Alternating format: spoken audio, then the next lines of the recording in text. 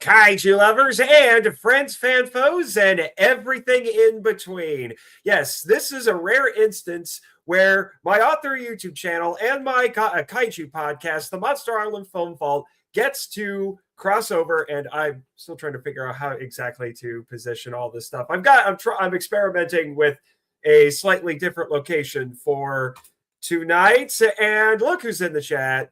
Who made that awesome intro? Well, her name is Kim, and she's really cool, and people should hire her to make cool videos like that. I'm just saying. You know? You should give her a call, Kaiju Kim. But anyway, who is my guest of honor tonight? Who has made this crossover possible? Well, he is none other than the author of this book, G Cinema, a celebration, a exploration, I should say, and celebration of Japan's Monster King. Please welcome Danny DiManna. Why, hello there. How's it going? I can't. I was going to say, was that your princess training there? Because that's what they would do, right? They would make the royal ladies put books on their heads, and they had to keep them up there so they could work on their posture. I don't think that's what that was. Oh, what that was, Nathan. That's just me being a little tired, a little goofy, a little silly, and I figured, you know what? 2 hats. Like, you know, it's a fashion statement, really. It's a fashion statement. Yeah. I have to say, I have done radio, man. Nobody's gonna know what I'm talking about. Well, it's even better live streaming. I was going to say, this is probably, we've done a lot of live streams and podcasts together, but I think this is the dapperest I have seen you. Oh, yes. I'm trying something new, as you can see. I've been told that I look thoroughly adequate. Thoroughly adequate. Again, this makes for great radio. Hey, listeners, I know you don't give a crap, but I've got a hat. I've got like a nice little like touring cap. I got this in Ireland last year. I've got a nice little shirt, but you can't hide it because I do have a nice Godzilla graphic tee underneath. So I can only be so. Yes. Who's on the graphic tee today? Oh, that would be, as he hoists himself up unceremoniously, Godzilla 2000. There you go. Yes, that's a fun word for some odd reason. Hoist. That is a good word. It's a good Transformer name and a good word. Yeah, I actually just wrote that word in a script last night. Did you? Yeah. Whoa. Hot darn. Yeah. So we've got a handful of people in the chat today. So we had Kim. We also have Jane Meyer. She says, "Hi, Nathan and Kim." Well, you got it, and then she remembered you exist. Well, that's nice to know. Thanks, Jane. I'm your favorite here.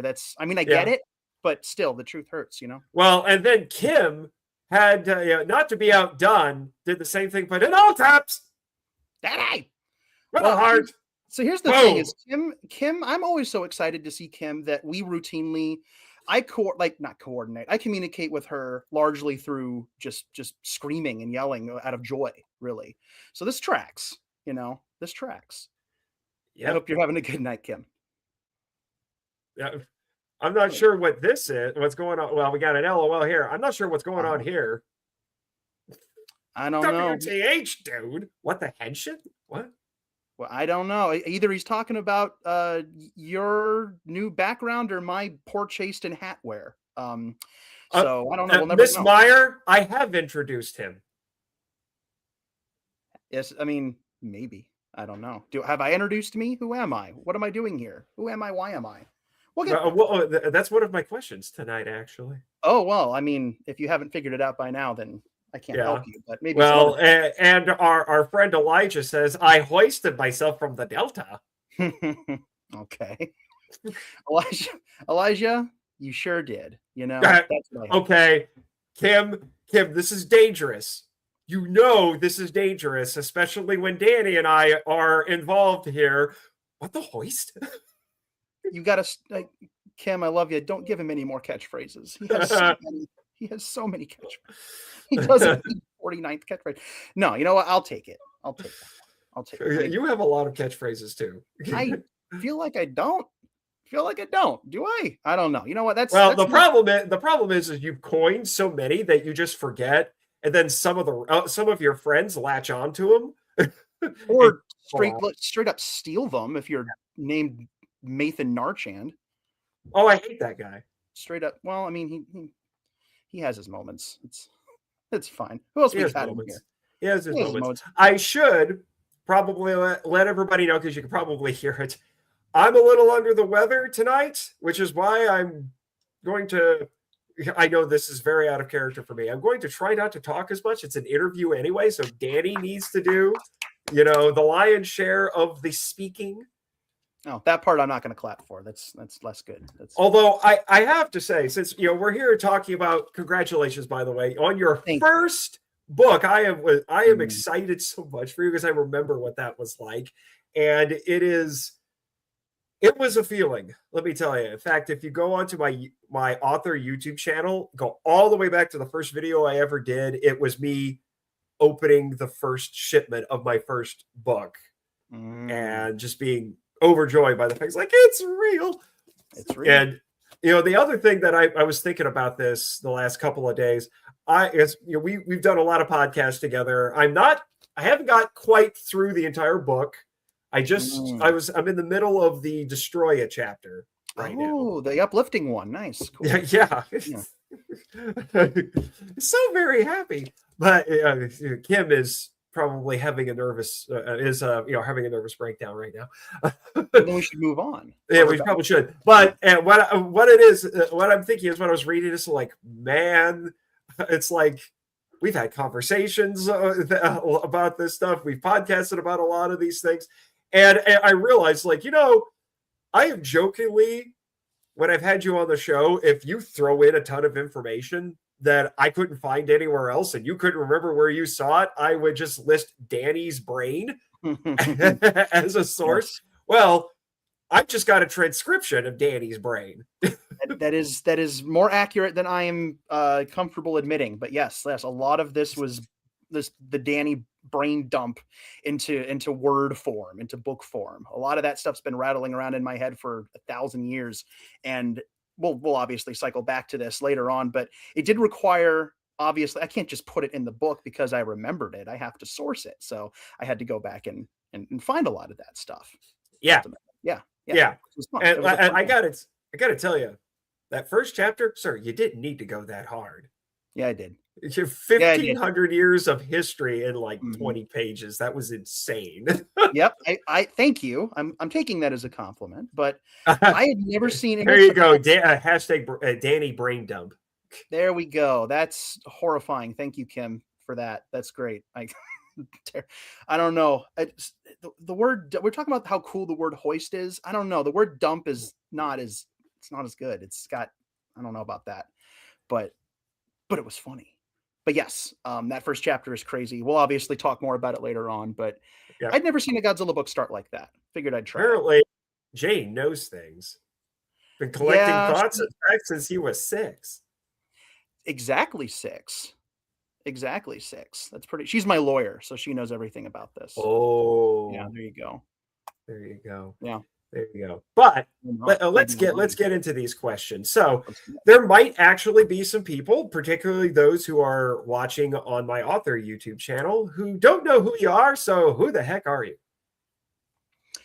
A question I ask myself every morning when I rise and look in the mirror and go, oh, like, who is this guy? Okay, I have to cut down on the self-deprecation. So for real, guys. So my name is Elijah Thomas. I host the Kaiju Conversation podcast, and I can't commit to the bit. I'm gonna laugh. I can't commit to the bit. Hashtag identity theft. I mean, if you're gonna steal from the best, right? Love you, Elijah. So my name for real this time is Daniel DiManna. That's, oh my gosh, where do I even start? I feel like I do so many crazy, wacky things. By day, I'm a professional writer by trade, which is incredibly cool. I'm a creative writer by trade. I do creative marketing when I'm not writing about monster movies, and when I'm not doing that, it's film history. I'm a film historian. I've been a writer for many years now, and now I'm incredibly lucky to be able to add published author to that. I'd gotten short stories published before, and obviously I've written here and there and everywhere for other things, essays and such, but I now have a book. So there you go, published author for a book. I also, oh my gosh, I dabble occasionally in kaiju stuff. It's a passing fancy for me. Sometimes, sometimes I can't help myself, and I do things like this to my kitchen. It's great. Wait, that's your kitchen? This is if I tore this wall of VHS tapes down, you would see my refrigerator. Yeah, it's priorities. Listen, man, it's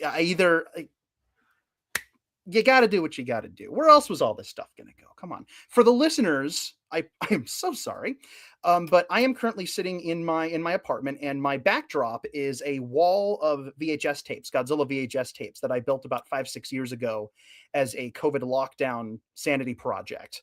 And I've been adding to it and rearranging it, and I had to take it down and I put it back up. But it's like it's a really cool, I think, kind of a cool backdrop. Because it's so colorful. But yeah, in addition to my monster stuff, I also do the occasional bit of voice acting as well. Goodness, I've sung a couple of theme songs for some people. I sing. I do music. Yeah. You underestimate your ability as a singer. I have to say, I underestimate everything I do. Like going any further and rattling off all this stuff is like I'm like genetically incapable of doing it, because it just sounds like bragging to me. Well, you want me to help you out with this little author bio here? Is that? Oh, you know what? There you go. You know what? I'll do it. I got it here. Okay. I got my own. I got a copy of this giant orange thing here. Let's see. Daniel DiManna, loser, is a film historian, artist. Oh, I do art too. I forgot. Artist, voice actor, and professional goober. And that is true. Award-winning marketing writer by day and an unapologetic monster nerd by night. Daniel is the author of multiple short stories and novellas, and the creator of the Godzilla Novelization Project, which is what I usually start with when I go on to shows. I've done interviews for the last probably 7-8 years. You gave me my first one years ago. I was going to say, yeah. Yes. And that's usually what I start with. And I feel like now I gotta start with the book. My goodness. Academic writing has been published via multiple magazines and websites. Frequent panelist at G-Fest, has worked with SRS Cinema on commentaries, all this stuff. Kaiju podcasts, lives in Ohio. Surrounded by toys, surrounded by DVDs. That's me in what I think was a 3 or 4 minute long nutshell. Probably a little too long. It's a lot. Yeah, well, the chat is adding to it. So let's not forget the holiday classic, Santa Claus is coming to town. Oh, one of my favorite things.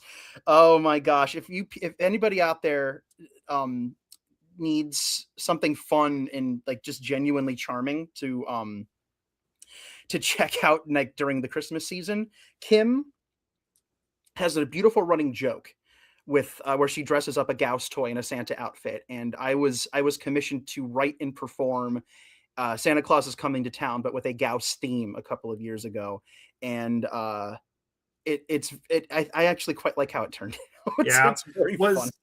Was that? No, I think that was a separate video originally, but she showed it during her charity live stream. I'm trying to remember. Was that the one where you and I did the ad lib when we were doing our impersonations, or was that when I was Schwartz and Zilla? I actually don't recall which one that one. Yeah, was. I can't remember. I don't recall. Yeah. Oh my goodness, Elijah has written his own novel, it seems, here. Yeah. Danny is also a prop maker, producer, and makes a cameo in the In Search of Tomorrow documentary.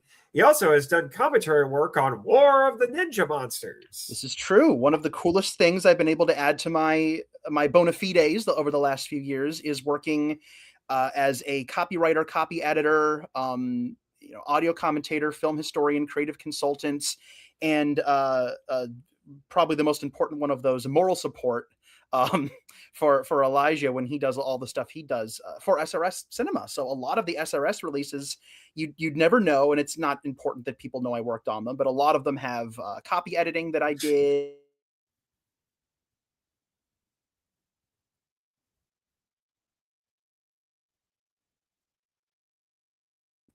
Uh-oh, am I back? No, okay, here we are. Okay, You're bugged out there for a second. So you said all the copy editing you did. Oh boy, copy editing on a lot of SRS stuff. It's something that not a lot of people like. I don't need people. They don't have to know I did all this stuff. It's invisible work, but it's copy editing, copywriting, synopsis tweaking, and just little bits of cool things for the SRS releases. And well, that subtly puts the Dragon Lizard Lord sequel back cover copy into a whole other perspective for me. I'm gonna be real. I honestly don't remember if I touched that one. I don't think I did. Okay, I was gonna say if that was you, you were on a C day at that point. That was not Danny A game right there. Here's the thing about, and we're gonna get off of this in a second, but Omar, the gentleman who makes the Dragon Lizard Lord films, if somebody asked me to like touch up or rewrite anything, I would refuse, because those movies are so very much a part of his heart, and they're just right out of his creative mind. And to me, it's so like of the author, right? That if I touch it, it doesn't feel right. It just doesn't feel like I should change any of that. So that's one thing I wouldn't have touched if it had been offered to me. But the other thing I must mention is, and this is coming out via SRS, but it is an independent project. There's a documentary coming out very soon, and I'll cycle back around to that when I do my little blurb at the end where I prattle on about things I've done. But there's a documentary coming out. I was saying we call that something around here. I don't know what is it again? I'm not. You know what? It's just say it. Just say it. Just go ahead. Yeah. Just go ahead. Just what is it? Fine. I'm ready. Just do it. The shameless self-promotion, I think that's. I thought he was going to yell it. Okay, I was all scared there for a second. Well, okay. I'm under the weather, man. So, okay, all right. Well, so it's a little harder to do that. Okay, well, I'm sorry to hear that. Well, apparently apparently Elijah remembers everything. He does. No, Elijah does remember everything, and this is one reason why Elijah is a tremendous human being. Is anytime he'll just send me these things just to remind me that I've done as much as I have, because sometimes as a creative person, I'm sure you can relate to this. It's sometimes a little tricky to look back at your catalog of work and think, man, I really have done a lot of stuff. Like, I've been very fortunate to do a lot of cool things. And, you're always thinking about what you're working on now. And you're always thinking about what's next on the list. What's the next book? What's the next anything? And sometimes it pays to look back and look at that stuff, not from a self-importance perspective, never from that, but from a perspective of, I am a blessed person. I'm incredibly fortunate. And Elijah kind of intuitively knows when I sometimes need to hear that. And he'll send me things like this, and it's incredibly touching. Right. So for those who, oh, sorry. He has he has listed off, Elijah here has listed off Liverleaf. These are all SRS Blu-rays, by the way. War of the Ninja Monsters, Outer Man, Yuzo, Dene's Chaos, Hoshi 35, Saurian's Attack, which is about to come out, and Brush of the God, which has a lot of stuff in it that I had some work on. By the way, just for the sake of anybody who might not know who I'm talking about, you really should. This is Elijah Thomas. This is the guy who does all the SRS Blu-ray bonus feature work. This is the guy who is directing the upcoming Keizo Murase documentary. This is the guy who has one of the most rad podcasts out there, the Kaiju Conversation podcast, an incredible website with all kinds of great resources. So I'm going to talk you up now, man. Here comes your list in my interview. We're changing it up. You see how I make it not about me. You see how I can't do that. I did notice. But I just want to say this, since apparently I got to talk both of you up here. Ooh, the more I hear about Brush of the God, and I actually got to play a small part in this Blu-ray as well. I won't say what yet, but because I've been told that what I did, or I should say what I participated in, is actually an Easter egg. Oh, but you weren't supposed to say that. Oh, well, darn it. Anyway. Thank you. You ruined it. Thank you. Yeah. Just destroyed. Anyway, but I do think this is going to be one of the most stacked releases, not only from SRS, but I think one of the most stacked Tokusatsu physical media releases of the year. And if people gave awards for like physical, like Toku or Kaiju physical media release of the year, I would toss this one in. Well, Unironically, I would toss this one in. I certainly hope that when it is made available, that it meets with that very lofty compliment.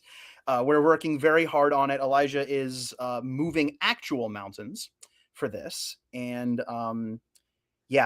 he's still going too. He's still going. I did work on Sharkdemic. I did. I forgot about Sharkdemic. Oh yes. This year I am a Rondo Hatton Classic Horror Award nominated writer. Yeah, you've joined the ranks with Elijah and I, because we also were in a Rondo nominated book. I have ascended to the next the next. Apparently, you are also a backer for Hal Beyond the Fog, Brush of the God, and another movie or two. Because I've got my name in a lot. I got my name in the credits of like 3 or 4 Mystery Science Theater episodes. I've got my name in the credits for almost all of the In Search ofs. Thank you, Kim. She says y'all are awesome. You're awesome, Kim.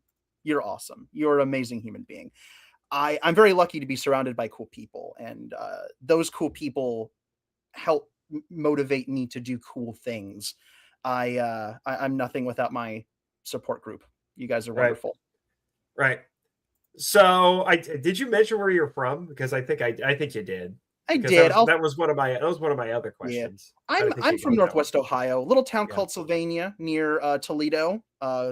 So if you've ever watched MASH, I live 20 minutes from Tony Packo's and the Mud Hens. You're welcome. That's great. Yeah, I literally I can pretty much see Packo's from my office at my job. It's right. I've been there who knows how many times. It's right there. And Jamie Farr does occasionally show up and do things. So because he made Toledo famous. And have you met him? I have not met Jamie Farr. I would love to. He doesn't come around as much anymore. I mean, he's oh my goodness, he's in his 80s now, Jamie Farr. But I've been told he is a lovely human being. I'd love to meet him.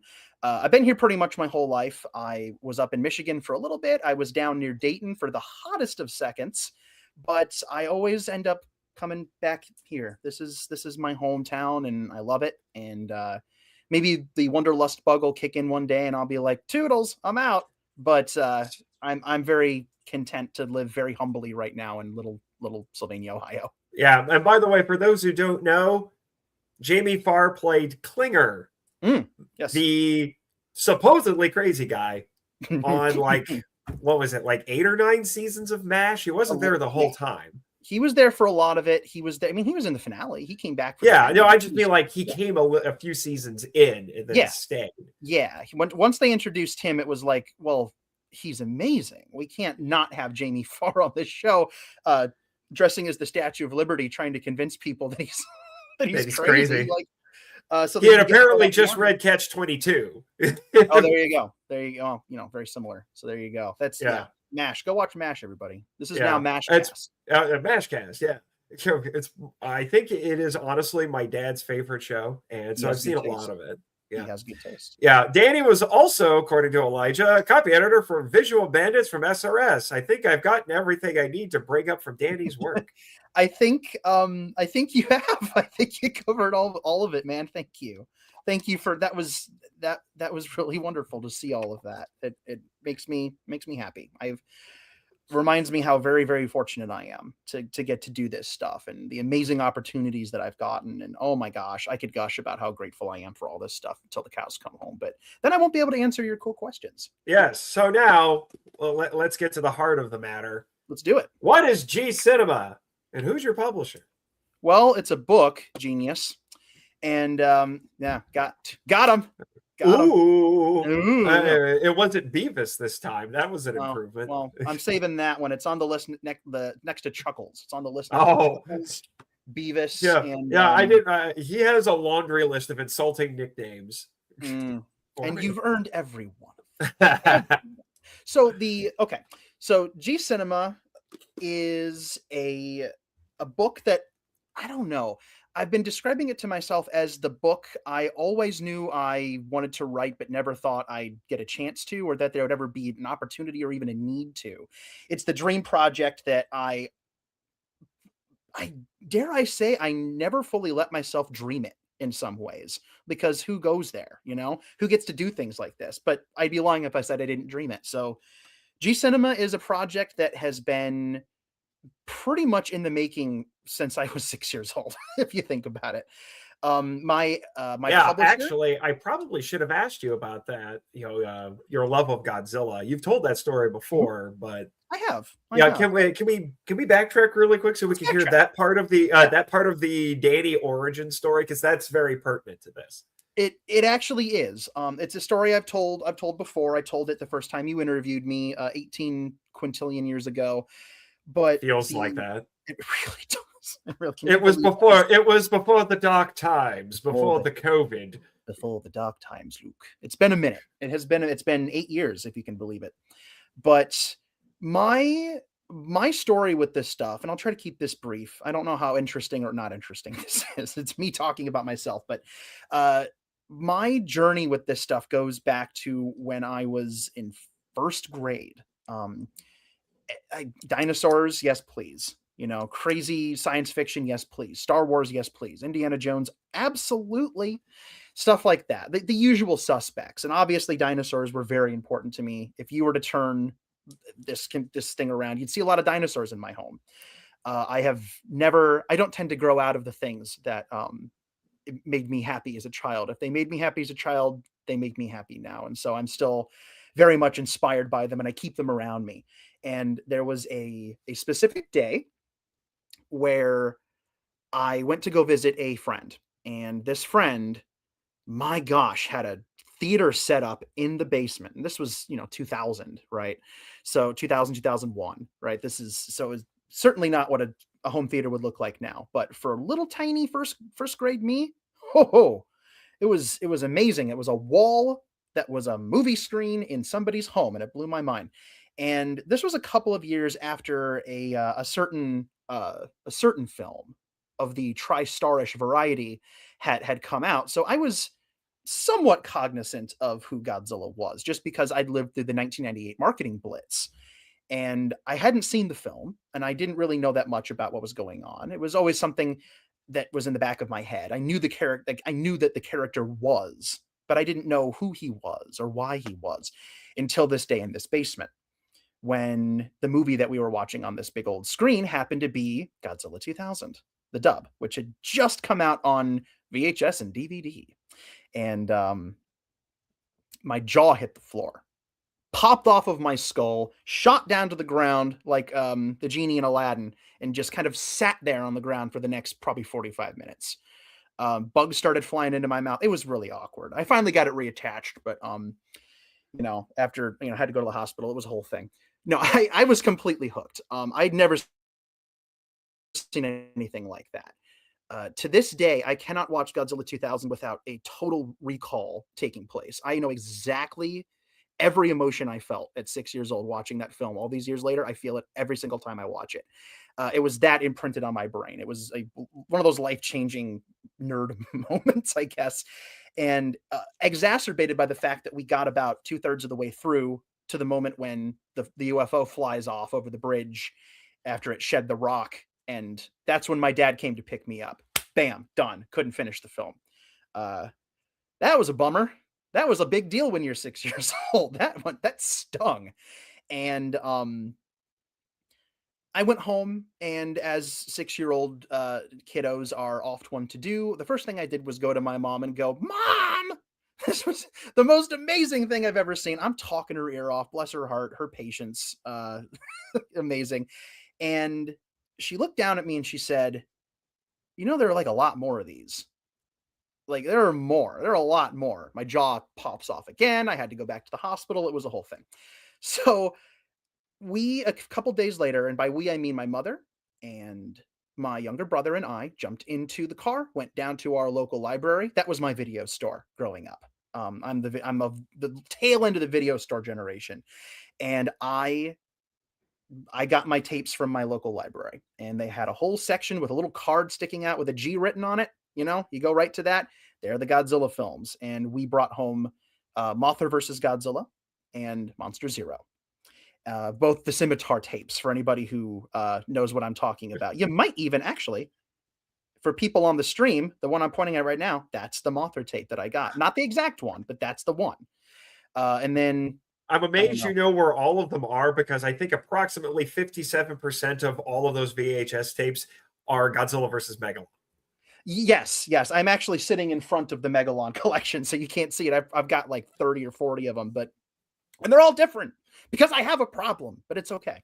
But that's where it really all started for me. And he still doesn't have all of them. I still don't have all. I'm still missing 8 or 9.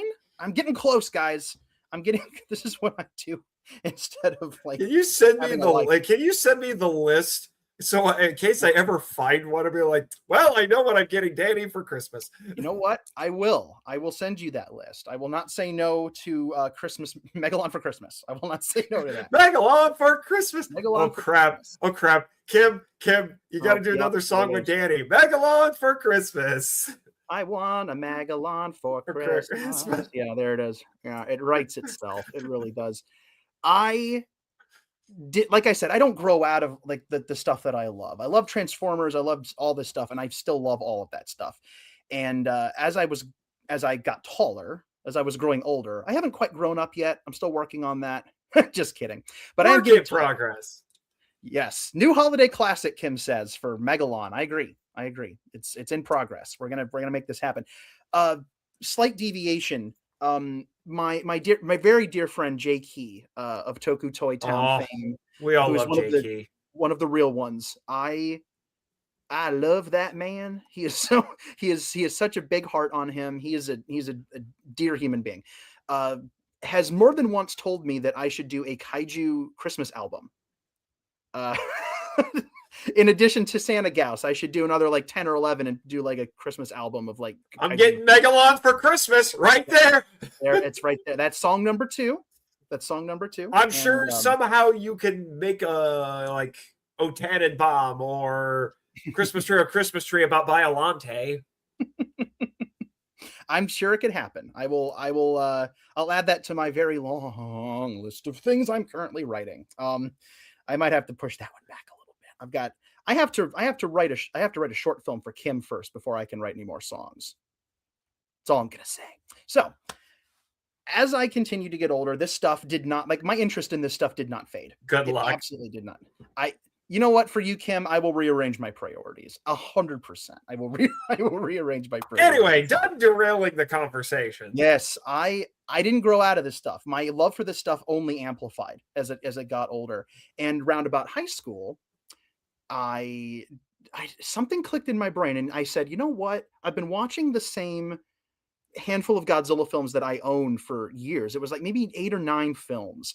I had a local store called Media Play when I was younger. And I want to say that was regional. So there are probably not that many people out there who remember Media Play, but if you do, then you do. And it's a good memory. I guarantee it. And that's where I got the middle 3 Heisei films, watched those on repeat. Finally found Godzilla 2000, got to finish it, watched it on repeat. It only took you 10 years? Well, it took me, I'll tell you what, it felt like 10 years, but it was really more like only 3. But when you're this high off the ground, 3 years feels like an eternity. So I felt like I aged a decade trying to get to that film, but I think I probably found it around 2003 or 4. That was it. It wasn't that later. So I watched it. No, for me that was Terror of Mechagodzilla. I saw half of it and I was obsessed with finding it so I could see. Except I saw the last half. You saw the first half. Mm-hmm. Yeah. I tell you what, it was earlier than that. It would have been 2002 or 2003 because I also had Destroy All Monsters Melee that I played on the GameCube over and over and over and over and over again. And it was a self-perpetuating cycle, right? Where I'm 9 years old and I want to go watch a Godzilla movie and I get done with it and I'm like, now I want to play it. So I go get the game, or I feel like I'm in a gaming mood and then I get done playing adventure mode.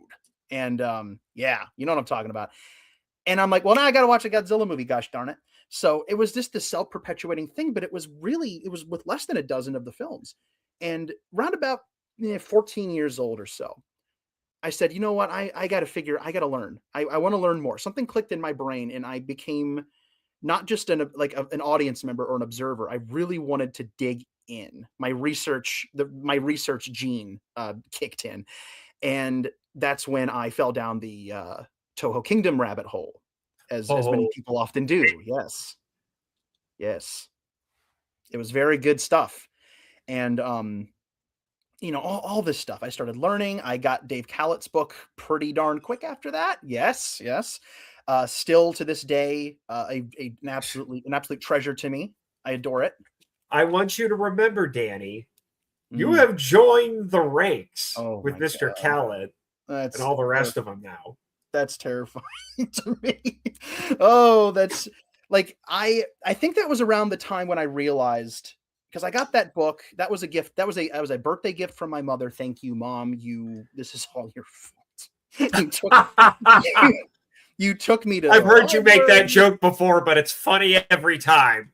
It's funny every time. Not because of me, but because it's true. It's funny because it's true. It's in the book. I put that line in the book because it's true. She brought me to the library. She got me the video game. She got me the tape. She got me this book, and that has just continued on and on. So this is your fault. This is your fault. Sorry, Mom. I'm calling it as it is. But it just continued to grow from there. I fell down the rabbit hole. I got this book. I started getting pardon me. I got as many books as I possibly could. And circa 2007, 2008, there weren't that many. There's just a handful of the usual suspects. It was Steve Rifle's book. It was Stuart Galbraith's book. It was amazing stuff. And it wasn't a lot. My mom is amazing, Jane. She rocks, in fact, as it turns out. You're welcome. So I that was it for me. I was in. I was completely sucked in. I wanted to learn as much as I could. It became not an obsession. It's something about it just made me happy to learn about it. So I just dove in. That's the thing about being a Godzilla fan that I think is kind of universal. As I've grown older, I've started to, it's become more clear to me that if you stop and ask a Godzilla fan why they are a fan of this thing, why, what is the deal? And it's something that people like me and you, I'm sure, get asked all the time. What is it? It's weird, right? Like, it's weird to try to explain it to people. It's an odd thing. Why not something that's more A, B, C, or D, or less A, B, C, or D? You've heard it. You've heard all. Yeah, I in fact, well, the most recent time I was asked it was the weirdest one I've ever gotten. Yes. I don't know if you've ever had this experience, Danny. I will tell this very quickly. Okay. I think it was from a coworker. I think he had just been having a bad day at the end of a bad week, and he overheard me talking with another coworker about. Actually, I think it wasn't about Tokusatsu, although we've talked a lot about Tokusatsu, but it was just about nerd stuff. And he just blurted out suddenly, "Do you guys like all this superhero and nerd stuff because it keeps you from putting a bullet in your head?" And demonetized. Yeah. There we go. Right down the toilet there. Wow. That's what a strange thing to say. It was a very strange thing to say, and he apologized immediately afterward because I think he kind of realized, like, I probably shouldn't have said that. I probably shouldn't have said that. That's horrible. That's horrible. Wow. Don't internalize that one. Throw it out. Throw it out of there. Don't keep that around. You don't need that energy, man. Don't do it. Wow. So you've heard that one. That one's pretty bad. We've all heard ones that are, some of them are mean. Some of them are well-intentioned, but what's the answer? Why?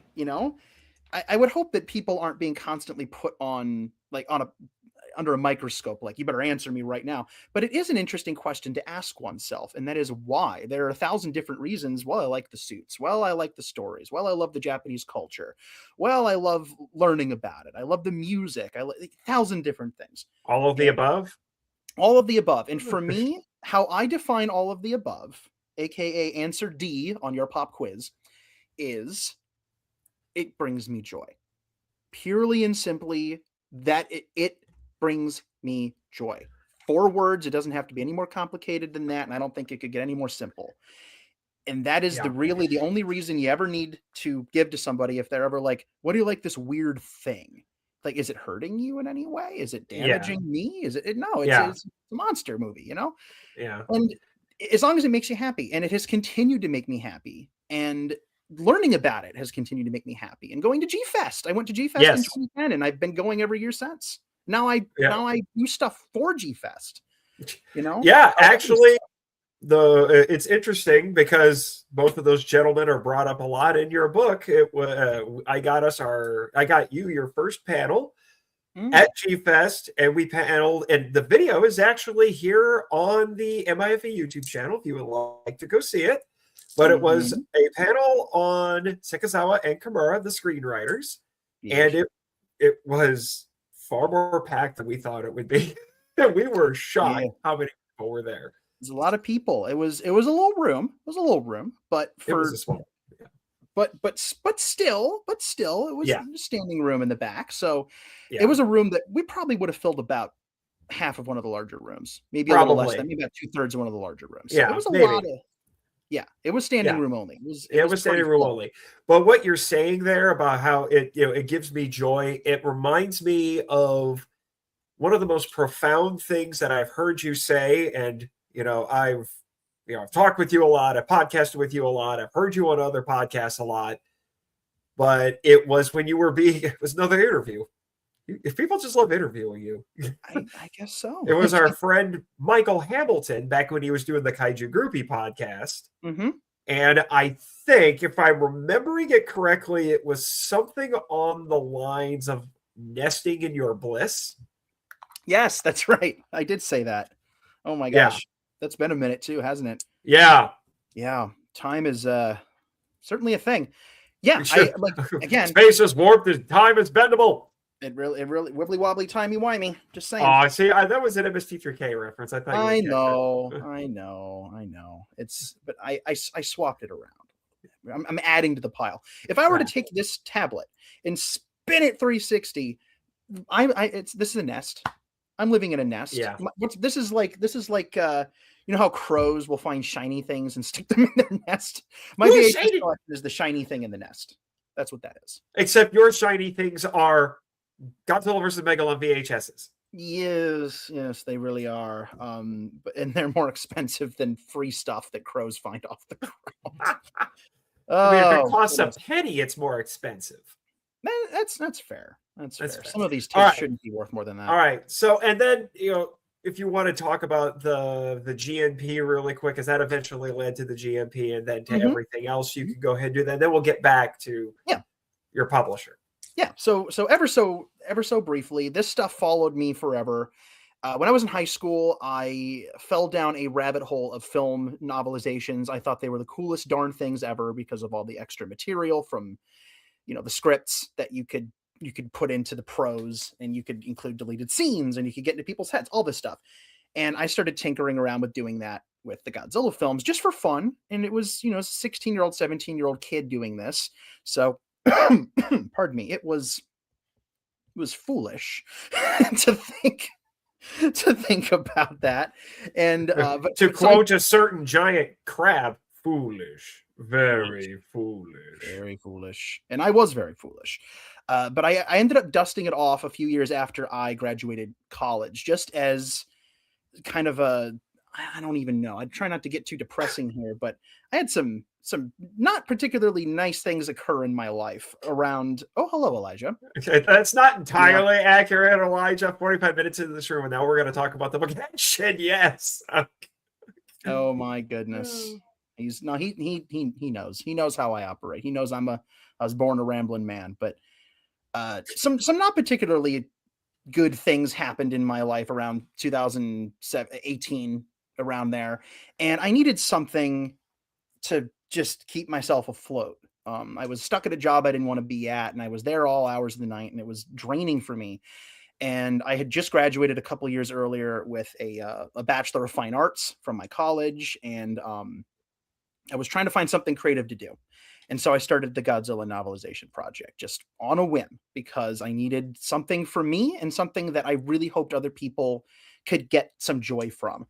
I really wanted to do something that because we've all Godzilla fans have seen these movies 1,000 times. And what I really hoped was possible with the Godzilla Novelization Project was by retelling the stories in prose form as novels, it would be like people discovering them again for the first time, and it would remind them of how much joy these films have brought into their lives. Because especially online, and this is a whole rabbit hole we're not going to get into, I feel like a lot of Godzilla fans online haven't watched a Godzilla film in a long time. Do you ever get that feeling? Sometimes I wonder if they've watched any. Sometimes you have to wonder. And it becomes less about a love for the films and more about content and more about my tweet hit 2,000 hits, or all this stuff, and fighting and drama, or we're not going to get into. Or the guy who posts Monarch spoilers. Yes. He who shall remain nameless. You know who we're not going there. I'm not interested in calling anyone out on here. So some not so great stuff, and I've said this to Elijah before too, that once you take all that nonsense away and you boil it down, somewhere down there is a monster that means a lot to all of us. And that's the important thing. And I really wanted to try to celebrate that. I didn't want to make content. I hate the word content. I do too. It's not synonymous with art to me. It's just, it feels like an assembly line word. Yeah, it's just, when you say content, it's something that takes up space. Clinical. Yeah, it takes up space. That's a good way to say it. I don't like it. Even though technically I'm a content creator, but I've kind of learned to hate that term. Mm-hmm. I prefer to say I'm a podcaster, a writer, maybe on a good day, a YouTuber, even though I don't exactly feel like a YouTuber, but yeah, not a fan. Holy crap. Well, this is a red letter day for me. DiManna is in the chat. Oh my gosh. Nice to see you, sir. 100% get that. I've spoken to many creators in the space that either don't watch the movies much or haven't seen them at all. Hot diggity dang. I also hate the term content. When talking about movies, TV, books, and so on, I try to say media out of respect. Smart move, DiManna. Smart move. Excellent. That's excellent. Yes. This has turned into one of my new catchphrases, but that was definitely not on my bingo card. I was not expecting. I didn't even know DiManna knew I existed. So, other than the fact that I bumped into him once or twice at the one time he came to G-Fest. Wow. He's a cool cat. Thank you for all you do, DiManna. Well, while we've got you here, thank you for all you do. Thank you for being a voice of common sense when often there is none surrounding you. It is very nice. It's nice to have you here. Thank you for tuning in, sir. Oh my gosh. So we've got, where did I stop? Oh, GNP. So that's why I started that. And from there, there's too much to get into. We have to actually talk about this book, but that really was a door opening moment. And I didn't create it to open doors. I created it so that I could maybe make people happy. I know that's very innocent and kind of maybe cheesy to say. Danny, it's why we love you. Thank you. It's very Kermit the Frog.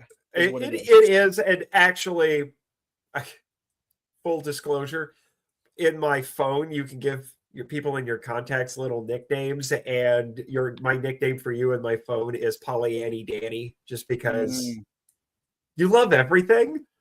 And you're always just happy-go-lucky about life, and I'm like, I don't know how he does it. If you're not laughing, you're crying, man. You know what I know, but I'm just like, I don't. You baffle me, sir. I could find the worst kaiju movie ever, drag you onto a podcast, and you would still love it. I'll accept that challenge, dude. I've done that to you. We have podcasted about Gamera Super Monster and Yeti Giant of the 20th century. I could not imagine hating a monster movie. I couldn't imagine. Excuse me. I could imagine not liking one. I could imagine not vibing with one or connecting with one. But well, and some people would also include Super Inframan, but they are wrong. Super Inframan is one of the top 1 greatest films ever made. What are you talking about? I was going to say they are wrong. They're wrong. It's everybody's entitled to like and dislike whatever they want, but I cannot imagine allocating an emotion as strong as hatred to a film. It's just not in my nature. disliking or not connecting with, sure, absolutely. That's a thing. I know you don't believe me, but that's a thing that does happen in my life. But hatred, goodness no. Goodness no. I try not to be that person. I try to be glass half full. And that outlook is really, that's also opened doors for me too. I think, just because I don't tend to be a negative Nelly, you know, and it's just, I can't do otherwise. I don't know how to be one. I can't do it. But it all snowballed, right? From the GNP, pardon me, it spiraled into writing opportunities and getting the chance to come onto podcasts like yours over the years, and not just be a guest host, but to be interviewed and to do voice acting. I'd always wanted to do voice acting, and I've gotten to do other voice acting here and there. And then somebody was like, "Hey, can you sing?" Actually, no, I sang for your show first, and it was a surprise. I didn't tell you I was doing. Yes, it was for episode 50 when we did because I'm insane. Yes. I was like, let's do a riff track, because I'd always wanted to do a riff track as a longtime fan of MSD3K. And you were like, yeah, let's do it. Because you helped put that script together. And, so we ventured to do that. And it was a whole ordeal. I don't want to get into it, but it was a whole ordeal. It's a long story. And then, as I am putting the finishing touches on it, lo and behold, sitting in my inbox is a little message from Danny, and I'm like, what's this? And I click on it, and suddenly I am hearing an MIFV flavored version of the MST3K theme. And I was just like, Danny, I love you so much. Oh man, this is the greatest thing you have ever done. Well, I'm glad you liked it. I love surprising my friends with silly little dumb things like that. It's just like it's fun. It's fun to do. One of your seminal characters on the show never gets anything scripted, so everything he says is a surprise. He's all ad-libbed, man. He can't write for him. He can't be held down. He cannot be contained. That's right. I need to bring Dorif back. Actually, I think he's supposed to come back at some point. You let me know. I'm going to start charging you though. Oh, things have to change now, you know. Oh, I was going to say you're important now. I am not, but because I'm kidding. I am anyway. So it ballooned into all those opportunities, which allows us to then dovetail. Yes. To talking about your publisher, Font Hill Media. Yes. Because in one of the most just like mind-boggling things to me, they came to you and not the other way around. Every other author I have ever talked to, unless they went the self-publishing route, they had to go and make their pitches and make a publisher pay attention and then get them to do it. That was my story.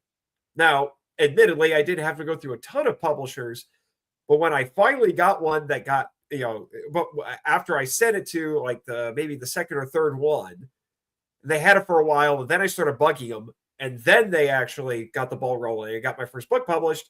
That's what I'm used to hearing. That was not the case with you.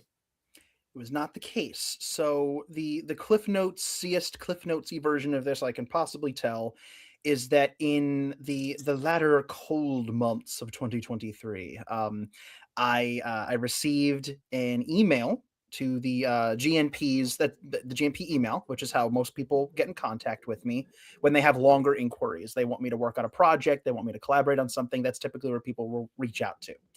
And I got this email, and it was from a gentleman named Jay Slater. And he, again, Cliff Notes, basically said, we love what you do. We've found your stuff. We love what you do. Would you be interested in doing a book on the history of Godzilla for the publisher, for us? After I regained consciousness, I read it again, passed out again. And then, I got a concussion. A lot of hospital trips in this discussion. So it was very... I've noticed that. There's a lot of strange dismembering and injuries going on in your life, particularly attached to Godzilla. I'm a little concerned for you, Danny. Oh, imagine how I must feel. Yeah. Considering I'm making all of it up. So, oh yeah, exactly, exactly. Although I have to ask, because I've gotten weird emails from people, saying like, "We like your book. We want to do things with it." It's like, did you like run it through every like check and everything to make sure it was all real? And after I regained consciousness, that's the first thing I did. And I certainly don't mean this as any like accidental like shade thrown at anybody who reaches out. But when I get a lot of inquiries, right? I've had people reach out to me and ask me for interviews. I actually just got a request to go on the radio about 2 weeks ago, a radio interview. And a local station? What now? A local station for you? Yes. And it was, well, actually, no. No, I'm confusing that. I had another inquiry from a local station, and then I had an inquiry that was national. My dude, you're going to be like a low-level celebrity for a hot minute. You may as well get used to it. I refuse. I can't do it. So I got this inquiry, and it was enough of it was red flaggy enough. It was well written. It was well put together. It seemed very legitimate, but something about it was like, okay, I'm not clicking on anything. So I went to the website, and the first thing on the web page was a big box that said, "We're experiencing some spam issues. Somebody claiming to be our CEO or president, one of the two, is currently reaching out to people and offering them fake opportunities. Don't click anything." And I'm like, well, there you go. I'm glad I checked. So that is what I did, because I had actually not heard of my publisher. Font Hill Media is the name of the publisher, and I had not heard of them. It turns out that I just didn't know that they had published a couple of the books that I'd been looking at. And I decided to conduct a couple of little quick searches online just to make sure. And I found a Reddit post where somebody had said like, "Hey, I got reached out to by somebody named Jay at Font Hill Media, and I wanted to make sure that this was real." And he had a couple of comments back saying, "Oh yeah, I wrote a book for them 2 or 3 years ago, and the royalties are great, and it's a real thing." And I did a little bit of vetting, and I am thrilled to say that Font Hill Media is not only very real and very legitimate, but a wonderful publisher to work for. Just wonderful. I communicate with Jay still regularly, about pretty much every week. And he has he has gone to bat for this book. This is jumping ahead a little, but he has gone to bat for this book. He routinely posts promo for it in Godzilla fan groups. He's a follower of my page and like all this stuff. So the fact that he reached out to me, once it sunk in that like this is an actual thing, I was just completely like, what do you even say to that? It was like a tsunami of gratitude. It was like, I don't even know how to say yes as much as I want to. Like, how do you make the word yes sound like that important, So clearly I reached back out to him and I said, "This is absolutely incredible. I'm very happy to accept. Walk me through the process and let's get the ball rolling." And I ended up I submitted a formal proposal with book titles and proposed length and all this stuff. Technical stuff we'll probably talk about or skip if it's boring. We don't know. But no, I do want to get into your writing process with this. Oh, absolutely. To appeal to the author YouTube side of things here. An hour in. Sorry. I was kind of expecting that, but yeah. It's all good. Everybody got the backstory. Sans all the tragic parts. We got to get the lore dump in there. You got the lore dump. That would have been a whole Spider-Man movie right there. Like that's what that would have been. Several. So yeah, a couple of Spider-Man movies right there. So that is how it started. And I won't get too much into the minutia, but that's my publisher. That's how this happened. They have been an absolute dream to work for. Jasper Hadman and Jay over at Font Hill have been tremendous and answered all of my first published author questions for me and walked me through everything and made sure that it was great. It was just great. I will admit, I had not heard of this publisher until you announced actually at the 2024, was it 2024 or 2025? 2025. 25. Yes. Last year's G-Fest that you were doing this. And I'm like, I have never heard of this publisher. What else do they do? They are primarily So they were just acquired. They're now part of a larger publishing conglomerate called Pen and Sword Books. They Which operate is a out of pretty cool name. It's a really cool name. They operate out of the UK. It's an English book publisher, and they are primarily they do history books, a lot of World War II history, war history, British history. They also have a series of books on music and popular bands and artists. And they don't have a whole, at least up until recently, they didn't have a huge catalog of pop culture related like movie stuff, like movie books. They had a few. They had a couple of biographies of some film and television luminaries, and they had a book that I actually ended up purchasing. And this is how I knew who they were before, kind of knew who they were before I got the email. They wrote they published a book, and the gentleman's name is escaping me who wrote it. I'm so sorry, but he wrote a book for them on Thunderbirds, and I love the Jerry and Sylvia Anderson stuff. I love Super Marionation. And I got this book, and it's a great book on the history of Thunderbirds. Well, it wasn't Thunderbirds; it was Jerry and Sylvia Anderson stuff, including Thunderbirds. And I got the book, and it was like, man, this is a beautiful looking book. If my book is halfway near as good looking as this, then I'm going to be really thrilled. So that is who they are. They are absolutely wonderful to work for, and they don't have a clue how much it meant to me to get that email, even though I've told them. They like the emotional impact of somebody coming to me and saying, would you be interested in doing this, was beyond words to me. What do you even say? It's a gift. It's a blessing. It's amazing. And I will never take that for granted a day in my life. It's just been so beautiful and appreciated. Is it The Worlds of Jerry and Sylvia Anderson? That's the one. The author's name is Ian Fryer. Ian Fryer, thank you. Okay. He's done other Super Marionation projects before. And he's a historian on the topic. So that is his book. And it is a very good book. So if anybody out there is interested in Thunderbirds, Fireball XL5, Joe 90, Supercar, stuff like that. Captain Scarlet.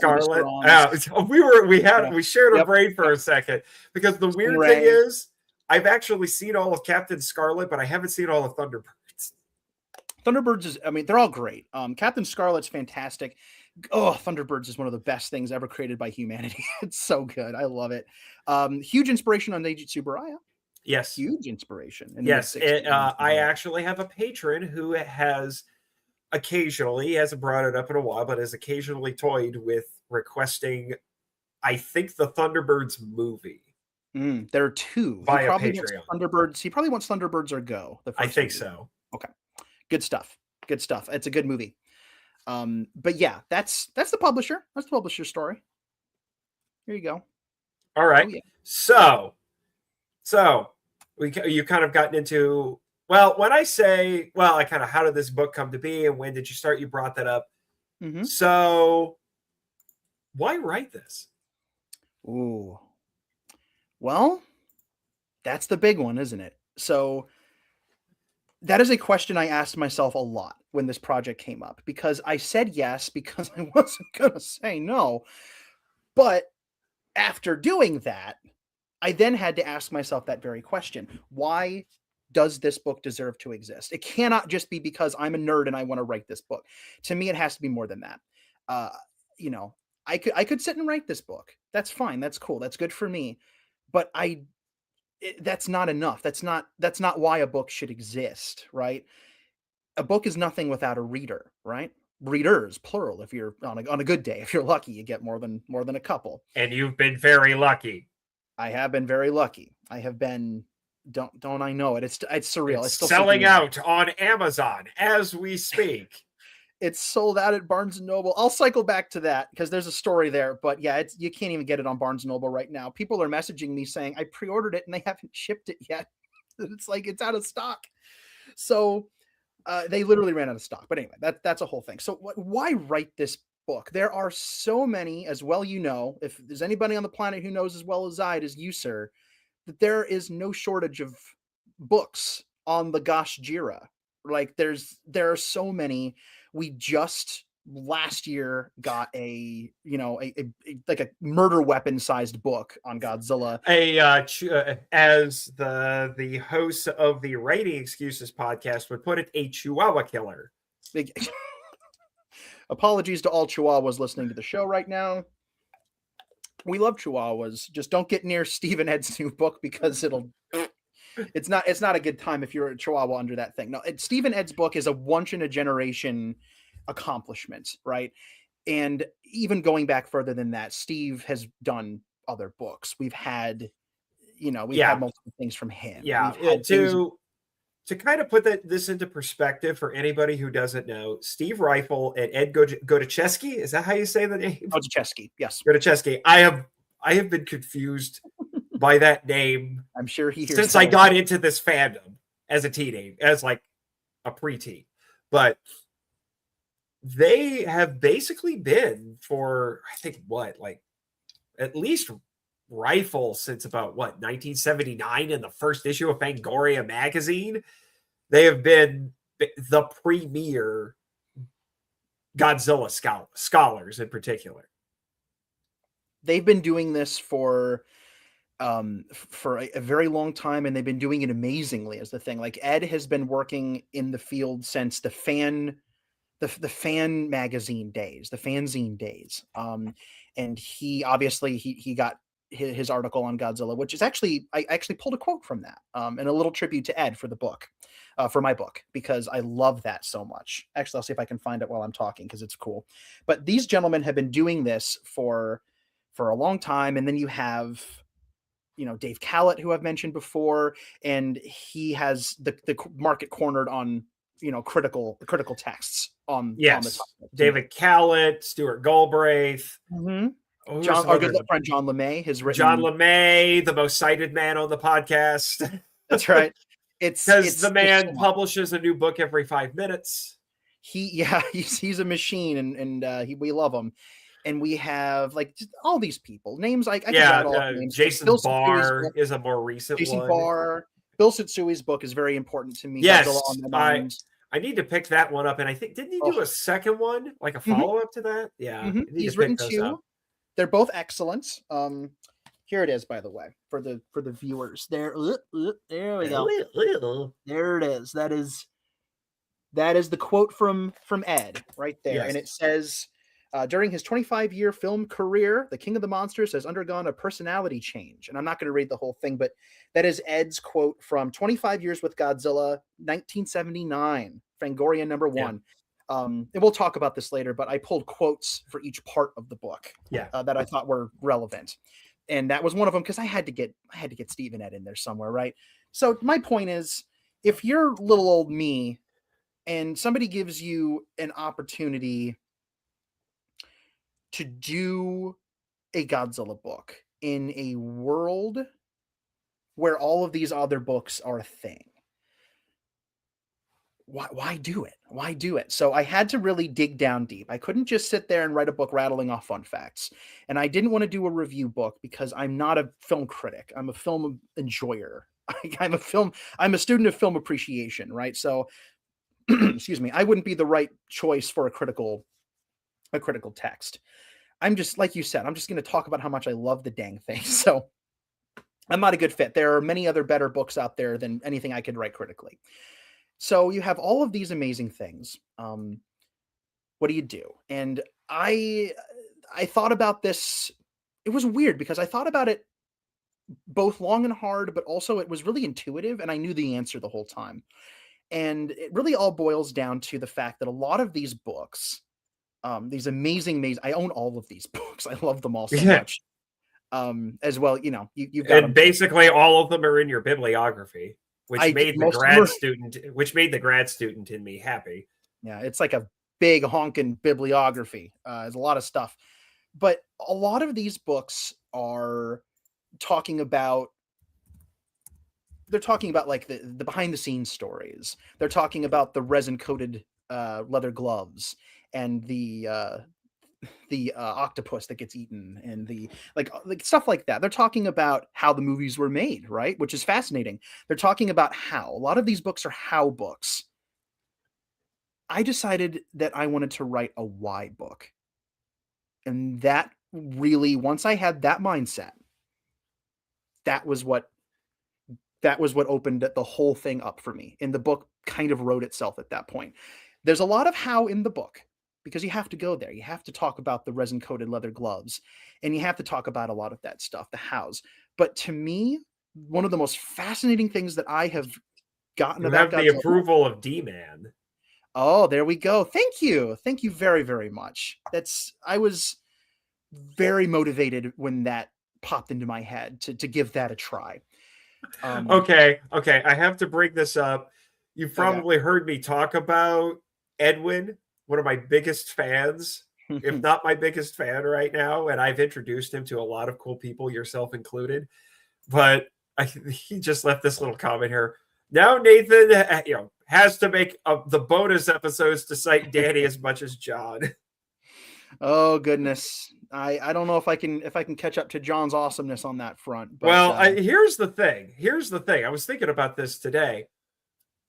The first time I could actually use your book as a source, because I've done everything up to Godzilla 1985. Mm-hmm. Well, actually, correction. I've done everything up to Godzilla versus Biollante because I had you and Kim on for a special episode of Biollante where we skipped ahead. That's right. To promote another project you were doing, which means I have to wait until Godzilla versus King Ghidorah. Mm-hmm. Guess who's coming up for that episode? I think that's me. That would be me. It's going to be a whole panel. Apparently, there are several people who feel the need to talk about that movie. So, the first time I could cite the book, I don't need to. I'll just put Danny's Brain. Oh my God. Danny's Brain, the book. That's what this is. That could have been an alternate title. Danny's Brain, the book. It could have been, but everybody would have picked it up and been like, who the heck's Danny and why should we care? Like, nobody would have known. That's why you got to put Godzilla on the cover, because people care about this guy. They care about him. So, yes, I chose to go the why route because one of the things that has really motivated my continual learning about Godzilla, and I learn something new all the time. I love learning new things about this stuff. It's just so motivational for me. I love digging deeper and just learning about the genre in any way that I can. But in addition to the how of it, how many strings were attached to King Ghidorah's necks to make him do that? And make it look so good. What do you mean Keizo Murase used clear vinyl tubing for Varan's horns? That's crazy cool. That kind of stuff is how, right? And it's fascinating and amazing. But a why approach to me is just as fascinating and just as important in different ways, because I like to say this, and I've probably said it before. So if I'm repeating myself, you can just ignore me for the next 5 seconds. But I think most things in a Godzilla film that we watched as kids that we were like, whoa, what just happened? That was weird. Or you don't quite understand it. And I'm not talking about filmmaking choices necessarily. I'm talking about odd choices, weird things, weird lines of dialogue, weird anachronous, objects in the background, or events or incidents that happen, or lines of dialogue, things like that. If it's ever confused you, there's probably a cultural reason behind why it was said or done that we over here, I'm speaking as a person in the West, that I don't have context for because it was not the culture that I grew up in. And so that's a why. Okay, why is that character talking in that way? Why is banana oil, Kim? Why is banana oil? Why is banana oil? And you know what? There's a reason for that is cultural. There is. It's weird and backwards. It's not Japanese, but it's not Japanese. But it sort of is because of the Japanese word they had to cover up. It's Japanese phonetics. Yeah. They chose banana oil because it matched with the phonetic lip movement of bakayero. Yeah. So that's why it has the B sound. It almost has the syllables down, and they had to do that because of the Japanese language. Bam, there's your context. A lot of the Godzilla films are not broken down in terms of the context for why things are the way they are. Even the visual effects and the directing style, why did Honda shoot it like that? Well, it was a documentarian. Okay, let's fall down a rabbit hole of Japanese documentaries from the 40s and 50s. Let's learn about that. And it just spirals into insanity. And it's a bottomless pit. I could have written 10 of these things, right? The fact that I was able book to series, you know what? I'm down. I'll do more. Do part 2. There's so much, and I know we're probably going to talk a little bit about cut things, but I did have to cut a lot, ultimately. But why was the key? Why was the key? I wanted to write a why book because there have been so many good how books. Because why also is very resonant, I tend to find. Right. I wanted to write a book that helped to contextualize this stuff and explore it in a way that was more about the why in addition to the how, which is why the book is an exploration. But I also wanted to do it from my I love this stuff perspective of film appreciation, which is why it's an exploration and a celebration. Right. So it is both of those things. Right. That is actually, since I'm about, we'll say 75% through this book. Yes. And that has been one of the things that I have appreciated about it. There is a lot of how in it. But when you first told me that this was going to be a why book, and I do think there is precious little of that in the, shall we say, the kaiju academia, if that is in fact a thing. A lot of it is based in the how, or doing interpretation or something like that, and context will be brought up, but it's to fulfill some sort of interpretation, whatever is being put forward. And even going all the way back to my previous podcast life, I have been very interested personally, and I think this is why you and I got along as well as we did. When I first reached out to you, we're both interested in the why. We want to know what the cultural context was that made this happen. And like you, once I learned more about these movies, suddenly things not only made more sense, but even we'll say the cheesier ones, I suddenly had a greater appreciation for. And I'm like, there's more going on here than people want to give it credit for. That's it. That's the key to the whole thing right there. Is you can take, I won't get too deep into this, but the two films that pop into my head right now are the obvious one for everybody and the obvious one for you and I, which are All Monsters Attack and Gigan. Yes. We're not going to get into it here, but if Gigan is a film that literally lives or dies on understanding its context and its metatextual context as well.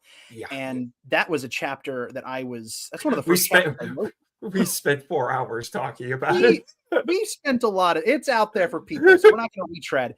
And then you have like All Monsters Attack, Godzilla's Revenge, which is an infamously misunderstood and unjustly maligned film. I totally understand why it's not certain people's jam, but if you're going to dislike it, dislike it for the right reasons, dislike it because it's just not your kind of film. But don't speak in ignorance as to what you think it was trying to do and failing, when I would argue that what it was trying to do was very altruistic and it succeeded in doing so, even if it's not a film for everybody. And I made sure to put that in the book as well. It's not a particularly critical book. I'm really treating all of these films in the same way that the GNP has over the years. My philosophy is that when you lay it all out in front of me, all these films deserve to be treated with equal attention.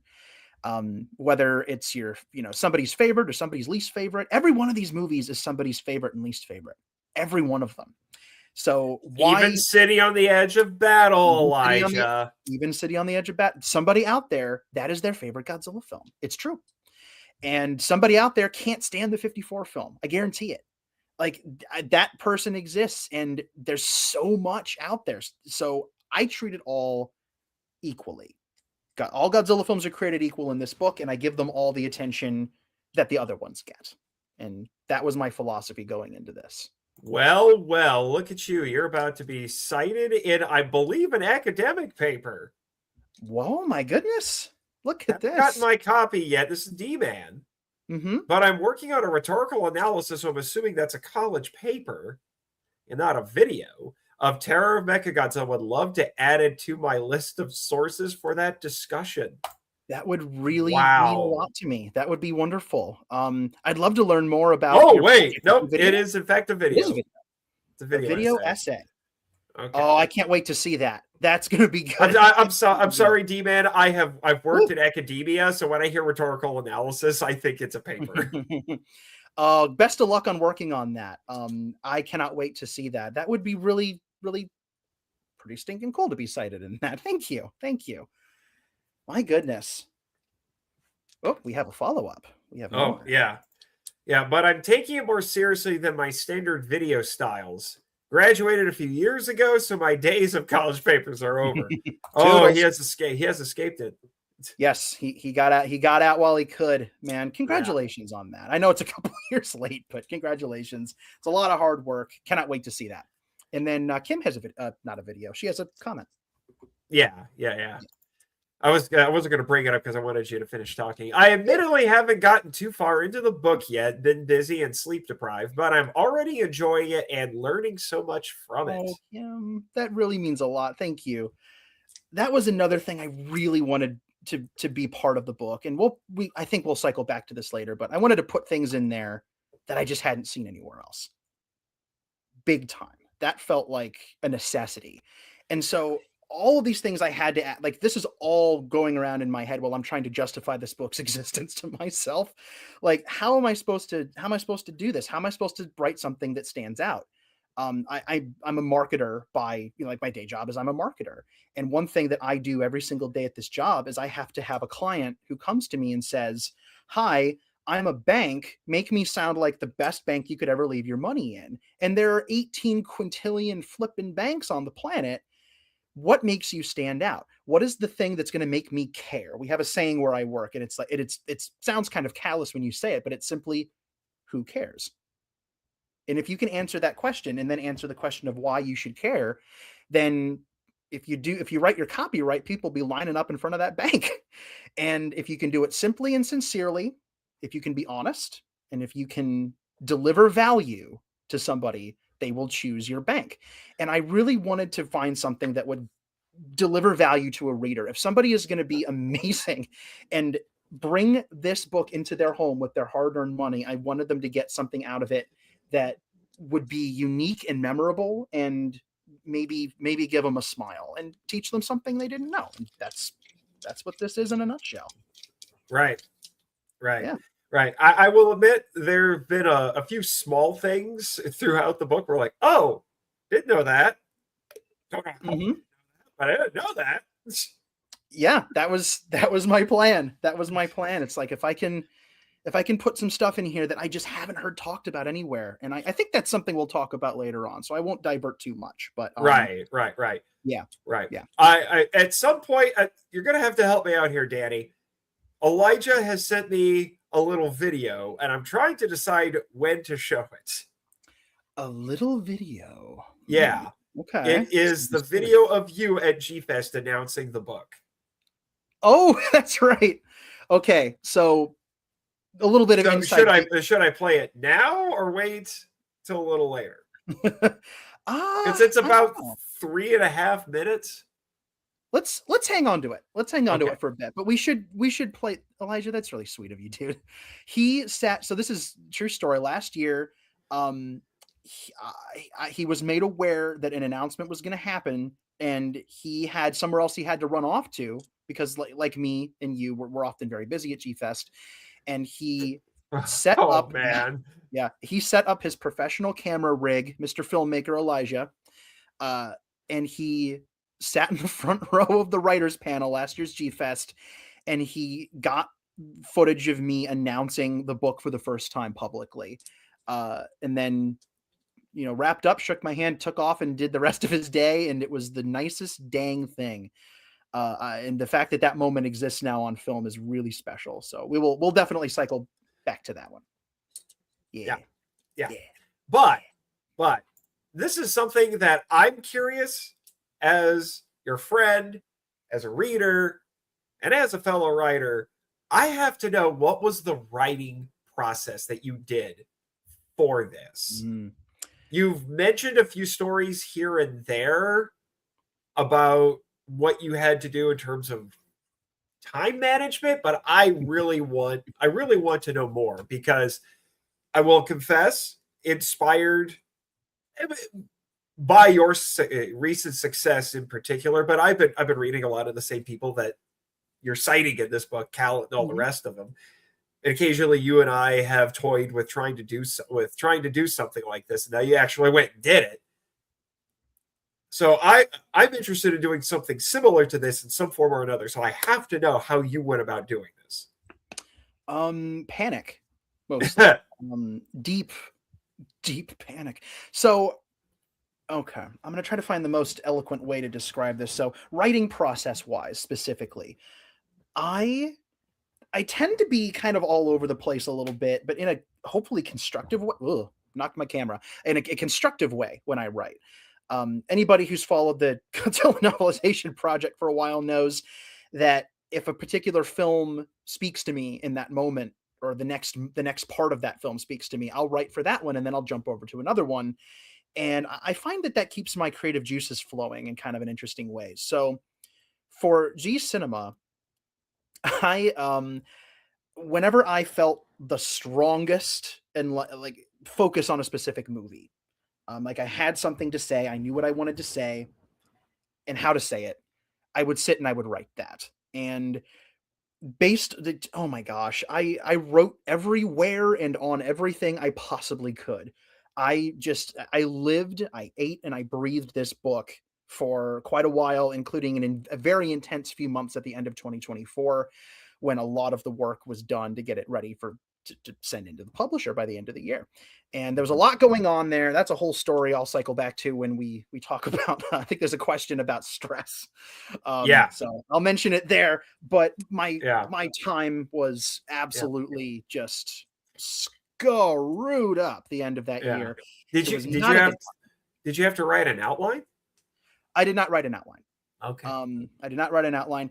The book, when I said earlier that the book kind of wrote itself, I kind of mean it, because I sat down and the book fell out of my fingers, just out of my brain, out through my fingers. And a lot of the book, not all of it, good Lord, no, but a decent chunk of what you're reading is take one. Wow. Yeah. It's like the book was waiting. It's like my 6-year-old self was inside waiting to get it out of my system. And I ended up. You were a very articulate 6-year-old. I was not. But he's a little taller now. He's a little taller now, and he writes a little faster. But he was in there, and he was motivating me to do this for him, for me now, and for anybody who wanted to buy the book, right? So I sat down and I just let the book come out of my fingers. And then I actually had to go back, like I said before, a lot of that stuff that like the fun facts and the behind the scenes stuff and the cultural stuff is stuff that's just been rattling around in my head for goodness knows how long. And I had to go back and verify all of it and make sure that I was properly cited and all that good stuff. But I think, I almost hate to admit this, but like I did less research for this book than it probably looks like I did. I know I did a lot. And then I went back and verified. Yeah. I've researched, don't get me wrong. I researched the heck out of it, but that would explain the lack of citations. Well, the lack of citations was actually I'll answer this for you right now, because I know we were talking about citations and footnotes and stuff like that. A lot of that came down to honestly just time. It's just time. Something had to go. There were originally going to be appendices. There were going to be, I was going to try to get an interview with at least 1 or 2 people and stick it in the back of the book. There was a lot more that I wanted to do. And by the time I got down to crunch time, I had to pick and choose what was going to go in there. And so I figured that my writing was descriptive enough for some of the more esoteric things that footnotes probably weren't needed. Next book, probably going to be footnotes. because I didn't want to get too bogged down, but I feel like I explained things well enough. I would have loved to have done individual citations for things, but again, Yeah. it was so much. So I made sure that the information, like if it was a direct quote, obviously I said who said it, and everything is in the bibliography. And so it is all there. It is all there. I did not skimp out on that, but something had to go at the end, and it ended up being the citations. And not great, but something had to go. Yeah, I just wasn't expecting that, because basically all of the academic books that I have in my research library for the podcast has citations. And I'm like, Daddy, where are the citations? Where are the citations? Where did you find all this? I must know. It's all there. It's all in the bibliography. I just didn't get a chance to throw little numbers after all of it. And I wish I had. And the next one, I'm hoping I'll be able to do that. But that was legitimately just time crunch. That's all it was. That I know that don't make me look good, but it's the truth. When I tell you what I was doing those last few months, it might it's not an excuse, but it might contextualize a little bit. But I did make sure that everything in there, even though my trade-off for not including the individual citation numbers was to triple, quadruple, octuple vet every electron of that book. Everything in there had to be run through multiple things. I had a lot of stuff in there that I was 99% was convinced was real, but since I couldn't get 100% verification from the best sources I could, I pulled it out of the book. Couldn't keep it. So there's a lot that got cut. The book, as of right now, stands at about 97,000 words. And as originally written, it was about 115,000 words. And I cut a lot out. And a lot of the stuff that I cut out was stuff that I just didn't feel 100% saying was like, this actually happened, because 9 people out of 10 said it did, and the 10th guy left town. Like, if the 10th guy left town, it's not going in the book. You got to be careful with that stuff. And goodness knows there's enough misinformation out there about Godzilla stuff that still permeates conversations in the community. There is one ending in King Kong versus Godzilla. Ending. Kenpachiro Satsuma did not have his appendix removed in a Hedorah costume. And that one's that's well known enough that I didn't feel the need to put it in there. But there are other misconceptions that I did address in the book, and there were a few that amused me. Like, Tanaka hated Yoshimitsu Banno after Godzilla versus Hedorah. Not exactly. The movie ended up. I was gonna say it was more like, well, that was weird. Let's not do that again. You didn't hate the guy. Like, that's nonsense. One thing is, here's the other thing, and we can readdress this, but there are multiple things that I did learn for the book that I researched and I discovered, and I was like, oh, that's cool. That's got to go in there. And one of them was for the longest time I bought it, I believed that Godzilla 1985 specifically was made with very intentionally, almost propagandistically anti-Soviet sentiment. And it never occurred to me that it was all part of the joke, but it was confirmed years later. It's not. That resonated with me because this episode hasn't been released yet. It's been recorded. Mm-hmm. But I learned that myself while doing the research. I'm like, wait, what?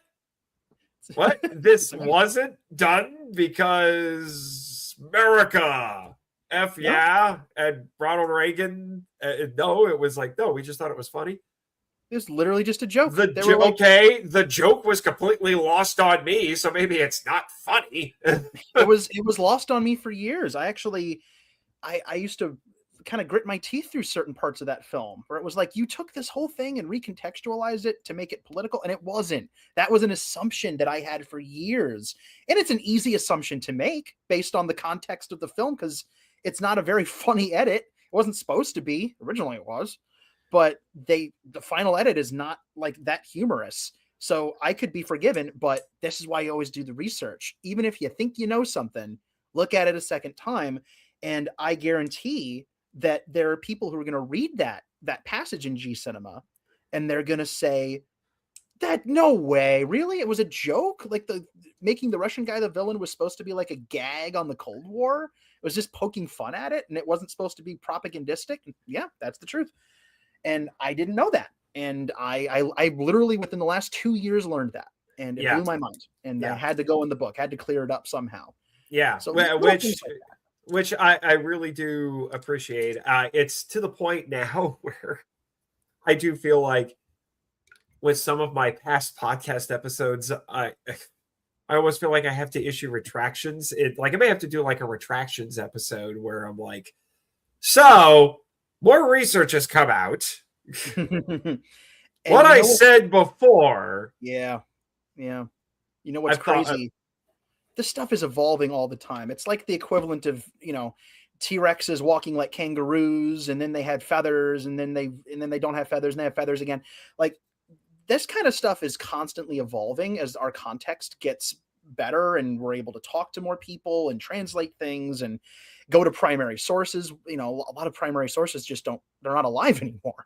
So you got to be careful, but it's an ever evolving thing. And, maybe there's something in here that everybody thinks is real, but in 10 or 15 years, it'll be an accepted fact that was just a rumor and we didn't know. You never know. So to the best of my gosh darn ability, this book is as vetted as possible. And I tried to make it as airtight as I possibly could, in terms of the facts, because when you're writing a fact book, you're writing a history book, you can't do anything less. And I wouldn't do anything less based purely out of my respect for the topic at hand, alone. But clearly, if you're going to be a historian, you can't just wing it. That's just not how it works. Yeah. So you mentioned kind of along those lines. So you were writing this, you didn't do an outline. You were just picking and choosing which ones you wanted to do. That's a very Danny move right there. Yes, it is. I have to say. But, you mentioned that you had to cut out about, 20,000 words or so? Something like that. Yeah, about 20,000 words. So what kind of stuff did you have to cut? And what was the hardest piece to cut? Good Lord. Some of it was pretty simple.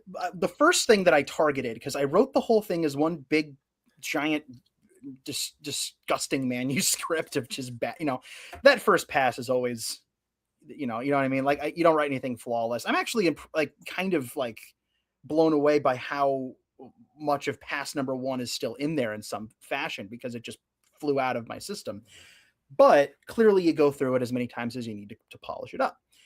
And the first thing on the chopping block was what I liked to call the "yeah, but everybody knows this" file, right? I had a section in there on Tsuburaya eating the octopus, and I took it out because everybody knows that. I had sections on, maybe a couple of other well-trodden things that people absolutely know. Everybody knows about the octopus. Everybody knows about fill in the blank. And so those were kind of the first things that I chopped out, because that's been talked about forever and ever and ever. Everybody knows about the octopus. And then after that, this should be a t-shirt. Everybody knows about the octopus. Everybody knows. Hey, Toho, Godzilla store, the people who make the finest giant condor apparel on the internet. I was going to say, you know what, Toho? You made the meme real with the giant condor. Why stop there? Do the frickin' octopus do Udaku. Is that right? That's the thing's official name, right? Udako. Do Udako from King Kong versus Godzilla, you cowards. I want them to make a t-shirt with the lizard that the funny guy throws into Fujiki throws into the ravine. It's only a lizard. Throw it. Like that lizard. And then after that, Skeleturtle. You know what? No, Skeleturtle's my man. He's got to go up to the front. I'm sorry, lizard guy. Skeleturtle's the winner. That's got to happen. Yeah, Udako, Skeleturtle, lizard.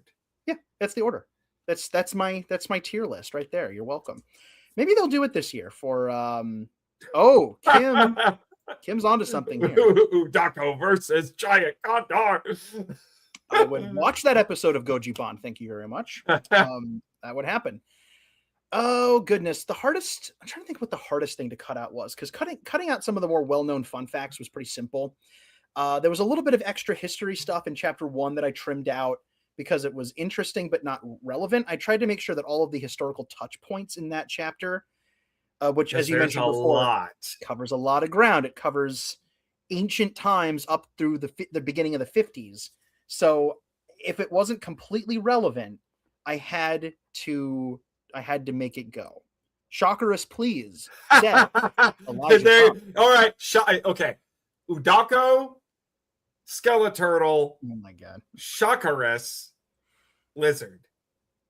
Okay. That is the order. Remember that. Remember that list. Maybe like tattoo it on your forearm or something so you don't forget. And then we'll take it to Toho so they can laugh at the foreigners being idiots. Like, Danny, we all know if they made a life-size replica of the Shockerus, I'll take 3, you please. would buy it. Yes. And then you would do a photo op with it. With it killing me, yeah. No. With it killing you. I'll make We one. all know you would do this. This is true. Yes, because Kim. As you say, and it is in print, you can't take this back. Print is forever, sir. Yeah. And I quote, film historian, artist, voice actor, and professional goober. Professional goober. And I think that buying a giant Shockers falls under the goober section of that description. Udako. Yes. Udako, Skeleturtle, Shockerus, giant monsters all out attack. Giant C tier, all out attack. I love it. That's cool. There's my next MIFV audio drama right there. There it is. Udako, Skeleturtle, Shockerus, giant monsters all out attack. Danny, we're writing that script. All right, I'll add it to the list. It's a big list. My goodness. Thank you, Jane. Yeah, I place your bets now on who's winning that. Giant Condor is not here, so you can't pick Giant Condor. No, I'm going with the tentacles, man. I'm going with the octopus because it's much bigger. It'd be Shockerus if they didn't start making merchandise of Skeleturtle. Yeah. Udako, if Toho could handle the amount of pre-orders they get. That's fair, because people would absolutely break Godzilla.org. Godzilla.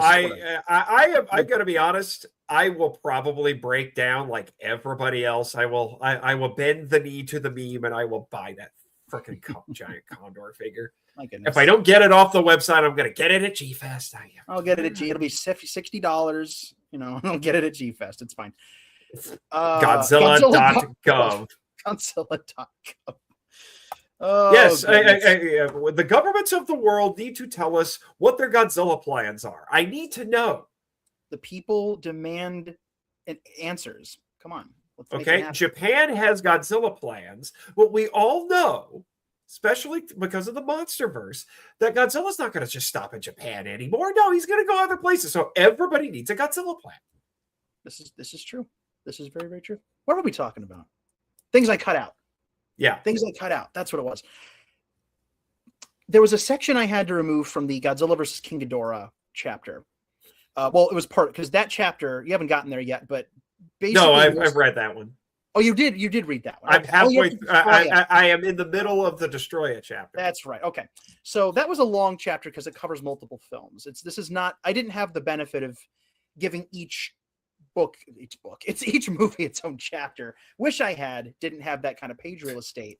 So that was a thing from the publisher. Danny, we all know you would write a whole book about every single one of these movies. I would do it. And I would absolutely do it. I don't know if they'd be good, but I'd like to try. So, excuse me. Goodness, I'm coughing and talking at the same time. I had to cut out an analysis section where I talked about King Ghidorah as, oh my gosh, what was it? It had something to do with, something about post-war. It was like drawing an analogy to like post-war. I don't know what it was. I don't remember the specifics of it, but I really liked it. There was a section I did that was similar on Batra, where I was doing a little analysis of like Batra's place in that specific film and how it related to, the Earth and stuff going on in Japan at the time. I had to cut that out. That was a lot. That chapter got a lot of cuts. Oh gosh, I feel like I cut something out of Shin that I didn't want to cut too, but I'm gonna go with that King There's a Ghidorah section. lot that can be said about shit. Shin, I really had to rein myself in with Shin because I could have gone. That could have its own book, right? Like I could Oh, absolutely. easily. I'd love to write just a Shin book. My goodness. But I'll pick that. I'll pick King Ghidorah as the one that hurt me the most because I was really looking forward to talking some of the symbolism up in that film, and I had to cut it out. And it's like, gosh darn it! I'm sorry, 9-year-old me. Actually, Elijah, I think we kind of covered this question already. Oh, we did. I would say we kind. Well, yeah. For those who are listening, Elijah said, in a world where you could argue that G books are oversaturated, why should somebody pick this book over others? And earlier I did ask Danny, why write this, and I think that covered it. So I kind of covered it at the very least. I'll add something. I'll add something to that while we're talking about it because and this is kind of weird. This is going to be kind of weird, but I hope bear with me while I try to answer this here because there's a point to this. Why should anybody buy this book? Keyword should. There is no answer to that because you shouldn't. I'm not saying you shouldn't buy the book, but there's no reason why you should. Like I wrote a book. I'm trying to find the best way to explain this. I wrote a book that I really hope resonates with people, and I didn't write it so that it was like, what's the word? How am I trying to say this? Gosh, this is kind of a struggle, but I have a philosophy on this where I would never tell somebody that they should buy this book. You know what I mean? That's just not how I tend to do things, not how I tend to market these things. I would say that reasons that you might get something out of it are things that we've covered. It's a why book. That's all the stuff that we talked about before. It's a book that talks about things that it has fun facts in it that you might not get anywhere else. It has production history you might not get anywhere else. It has a big bullet pointed list of reasons why it would be nice to have it in your home and why it would be really, really cool to have it in your home. But I will never look at somebody and say, oh, look at that. Oh, Kim, that's so nice. Thank you. Again, for those who are listening, Kim just said in the chat, the answer for why someone should buy this book is because Danny. That is all. Kim, you are the sweetest. And to me, that really does, like, that right there, that speaks volumes about why, like, what would mean something to me. Like, that it would mean a lot to me if people had this book in their home. And that's Kim's answer. I think everybody will have their own reason for adding it, but it's not my place to tell you should have it. I think that's what I'm trying to say. Should you have it? That's up to you. But I will never tell anybody that this is a must-own book that they have to have in their home. I can tell you why I think you'd like it, why it might resonate with you. But like, if you go back, this is part of my marketing philosophy, I guess. If you go back through, like, since I announced that this book was a thing, it's been almost a year. It's crazy. Never. Do we play the video later? We'll play the video later. Okay. But you will not find a social media post from me anywhere that says go buy this book. This is a must-have that you simply cannot miss, and you should have it. Here's the link. Go buy it. You won't find me saying that. All I have done is I have said this exists. This is where you can find it. This is what you'll find inside. And if you choose to bring it home with you, I hope that you enjoy it. And I hope that it means something to you. And that is all I will ever say. I'm never going to look at somebody and say, you need to get this. You need to buy this. This is a must-have thing.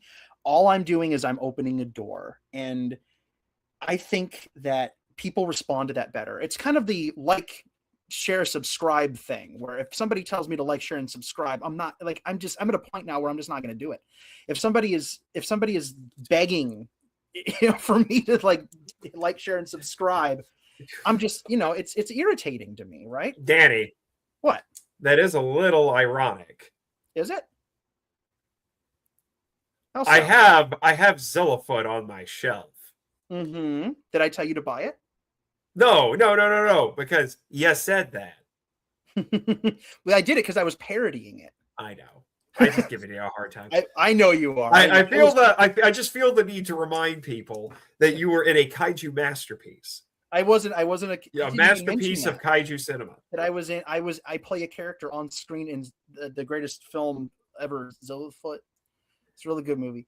No, I'm in it. And I'm playing a character in that film that's it's weird to say that. I'm playing a character in a film, but it's been a few years. I need to accept it. I did. It's a thing I did. Hey, I love that I did it. Our friend Elijah was also in it, and I have already given him a pitch for Zillafoot 2 that is basically a buddy, like a kaiju, like a buddy cop film with your two characters. That's funny. I don't know if anybody wants to see me in the sequel. Oh my god! I have also officially named his character. What is it? I think I said Luke Skywatcher. Oh, lawsuit! Lawsuits! You don't want the mouse coming after you, Chuckles. See, we got another name. Oh, we got one. That's another one. Scratch that off your bingo card. That's yes. Everybody, grab your bingo card, and you can draw on it. You can put a little chip on it so you can reuse it. You know, there's a lot of bingo options. Chuckles. So, to wrap up and kind of answer Elijah's question, I'm never going to be a like, share, subscribe. You should buy this. So, why should somebody buy it? I'm never going to tell somebody like that they should buy it. All I can do is like I can show you the open door, and if from that point you choose to spend your hard-earned money to put this on your shelf, just know that means the absolute world to me. That is what you have done is a tremendous gift to me. Don't do it for me. Do it because you want to learn something and put it on your shelf. And if anybody out there purchases this and they get something out of it, it makes them happy. It inspires them to go watch the films. Maybe they're just getting into this stuff and they're learning about it. I know people who know nothing about these films that have bought this book.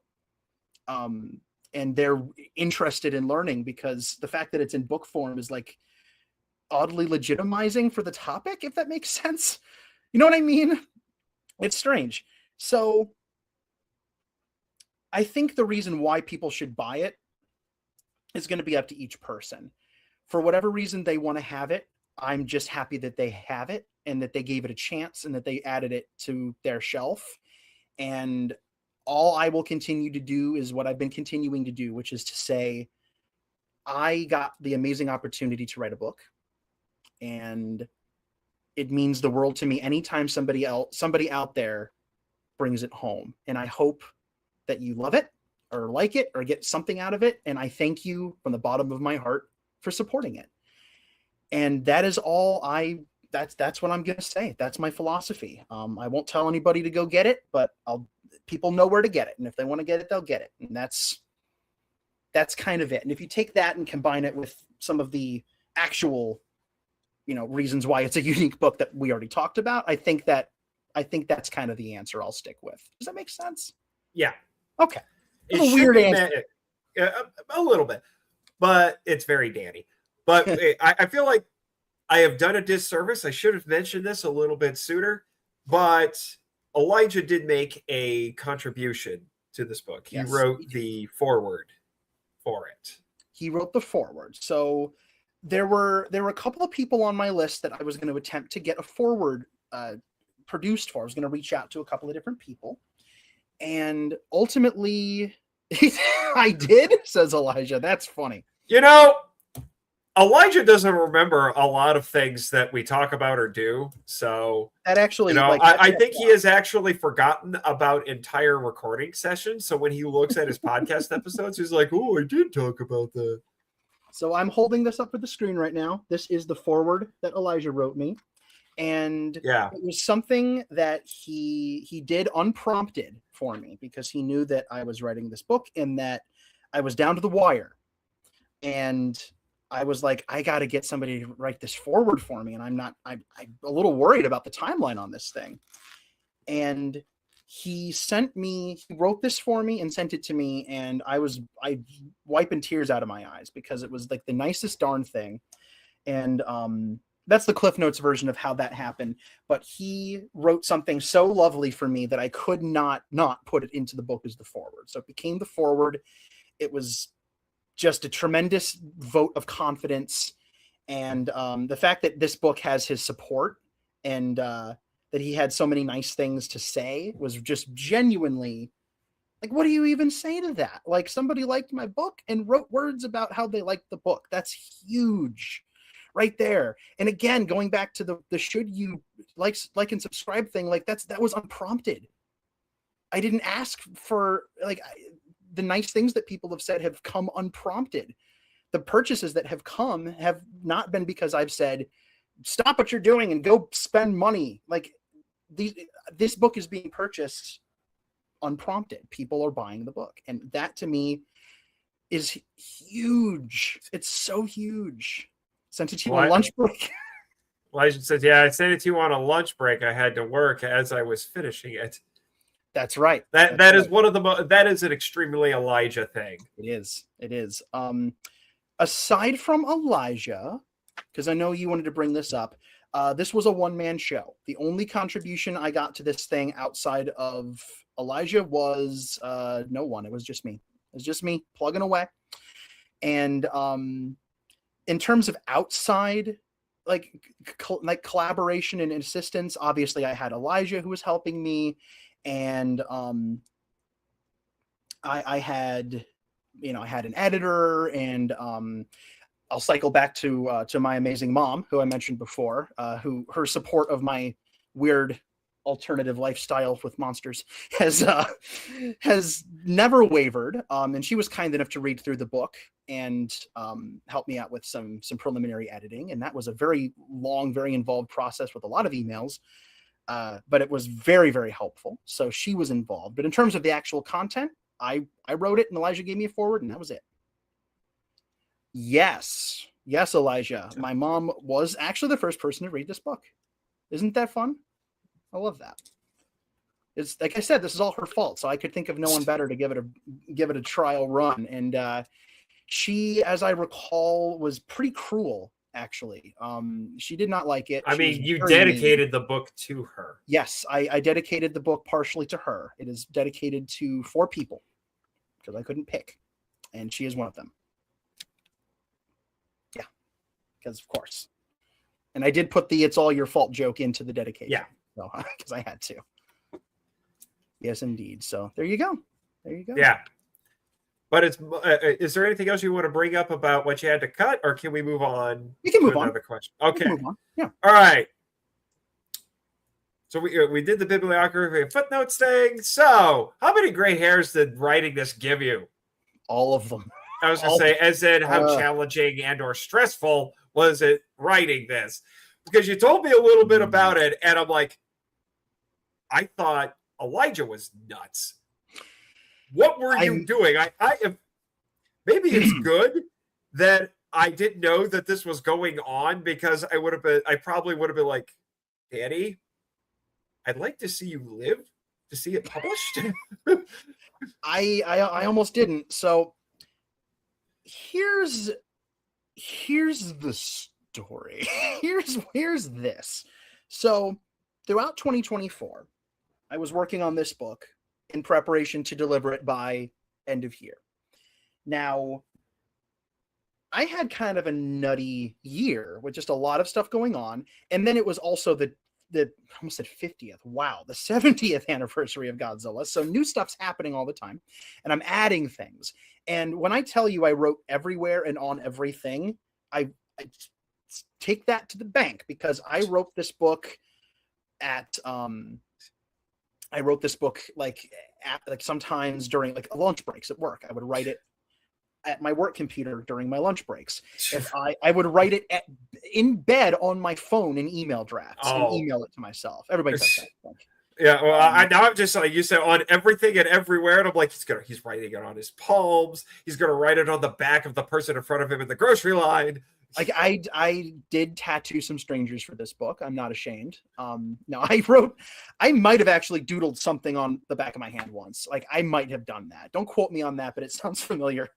I wrote it on the notepads, wherever I could find notepads. I wrote it in journals. I think there might have been a napkin involved at one point. I wrote it just literally, I wrote it on my tablet in my living room. I wrote this thing here and there. I wrote this thing everywhere. And I'm actually fine with green eggs in ham before you ask. Ooh, a comment from Elijah. I want to highlight that Danny wrote his Dead Ace essay, Dead Ace's back copy, and co-wrote and co-commentated Ninja Monsters, copy edited Outer Man. Dude, you brought this up already. So I did all that. Well, what he's illustrating is that a lot of this was done overlapping. So this was like all that stuff that he mentioned earlier. A lot of it was done at the same time. So what ultimately happened in the year of our Lord 2024 was yes, quite. We got to bring that back. I had to get one in. It's fine. Yeah. Off the bingo card. Anyway. Off the bingo card. So the year is wrapping up. I'm writing stuff left and right, and then I'm basically taking all of these just disparate things. I'm taking handwritten, whole chapters handwritten. I'm transcribing them by hand, and I'm taking them out of notes, and I'm emailing things to myself, and I'm plugging it into the master Word document and all this stuff, and I'm rearranging things and writing sentences to stitch it all together. And then we start to get toward the fall, and something very unfortunate happens. So this is a little inside baseball. At my job, my marketing job, I work as, my official title is a creative consultant. It's actually going to be senior. I'm getting promoted here very soon, so I will be senior creative consultant, which makes me sound more important than I am. Yes, gotta straighten the jacket a little bit. It's not a big a deal. Just a senior creative consultant. No, it's cool. I worked very hard for that, and I'm very happy to get it. You got to come up with like the party version of that that makes you sound really cool. Any attempt to make me sound cool is just not going to work. Like, that's the thing. No, you got to make the job sound cool. Oh, the job sound cool. Okay, that's that's what I'm talking about. It's just like I've worked as a substitute teacher, and I've come up with what I call it the party version. I think I heard a comedian was talking about this. Like, you got to come up with like the party version. Yes. Basically, it's like what you tell people at a party. It's like, oh, what do you do? And then you make something up, and it sounds super cool, highfalutin. So yeah, so I've worked as a substitute teacher. So it's like, I'm a chaos management specialist. Okay, that's pretty good. As a sub, that does line up. So at my job, there at the time were three people with my title. It's me and there's two other people. And one of those three individuals left the company, quit. And that left two writers to do all the work of three people while we tried to find a replacement. There are too many weeds to sift through on this. It is an excruciatingly long story, but basically from the month of September to January, and then going all the way into the next year as we slowly trickled stuff to the new writer that we eventually hired, we had two writers for September, October, November, December. So for 4 months, I was writing at 150% capacity at my job. And I have, like, my job, my workload is already pretty substantial, again, in the weeds, but I write scripts and blog articles and website copy and brochures and like radio spots and all that stuff. And occasionally I do go up and do a little bit of like voicing for it too, just for testimonials and such. And there's a lot more, but that's the cliff notes. So all of that, two people, the whole company, it was just two people. And I was doing 12-hour, 14-hour days. I would get home, I would get in early, and then I'd write at this job until 11 p.m., 12 p.m., and I'd, maybe sometimes 1 a.m.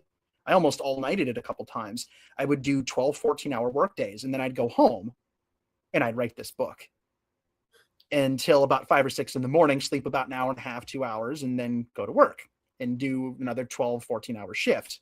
Well, not shift. It's not shift. It's an office job. It's a 9 to 5, but I couldn't go home because I was writing 200 scripts every 30 days.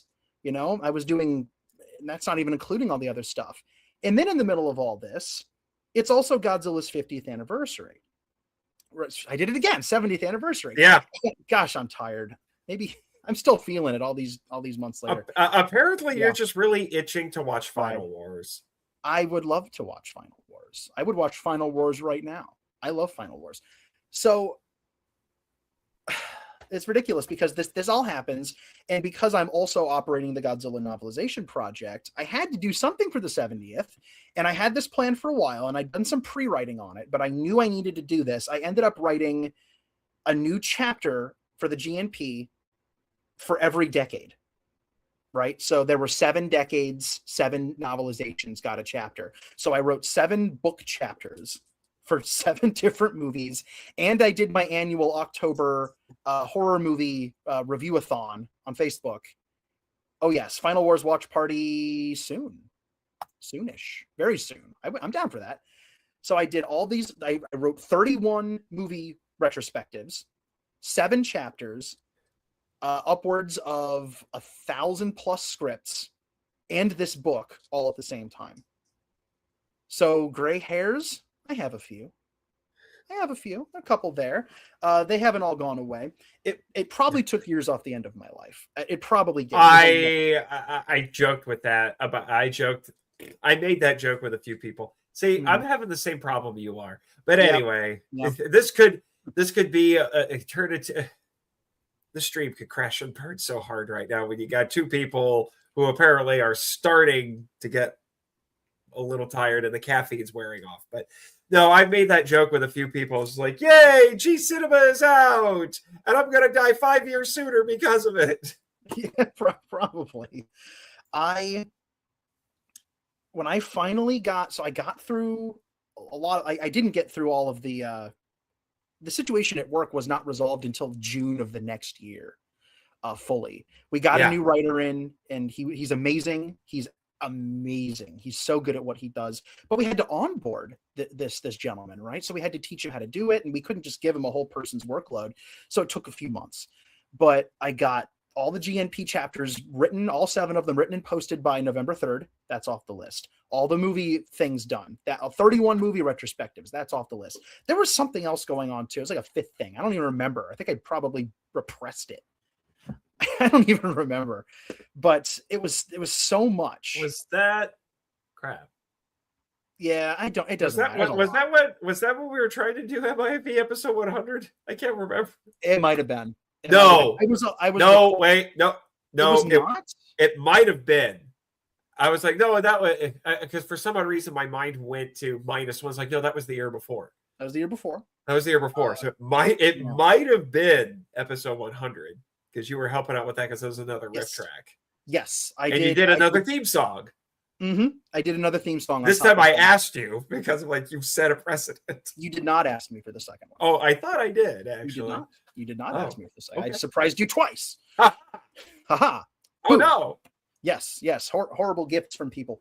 That might have been it because I want to say it was around that time. I could be misremembering though. So I was doing something else, and it was not Elijah. Erica was earlier than that.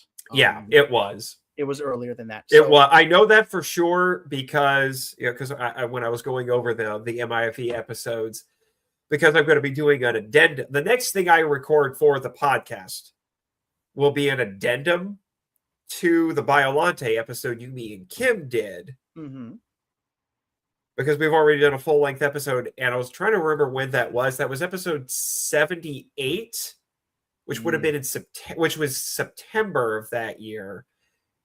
And my -1 episode was 81. So I know it was before that.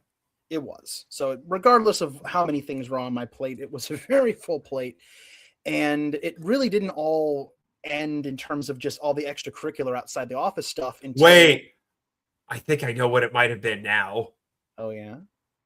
I think it was when I had you do that small role in my Rito special for Scyther.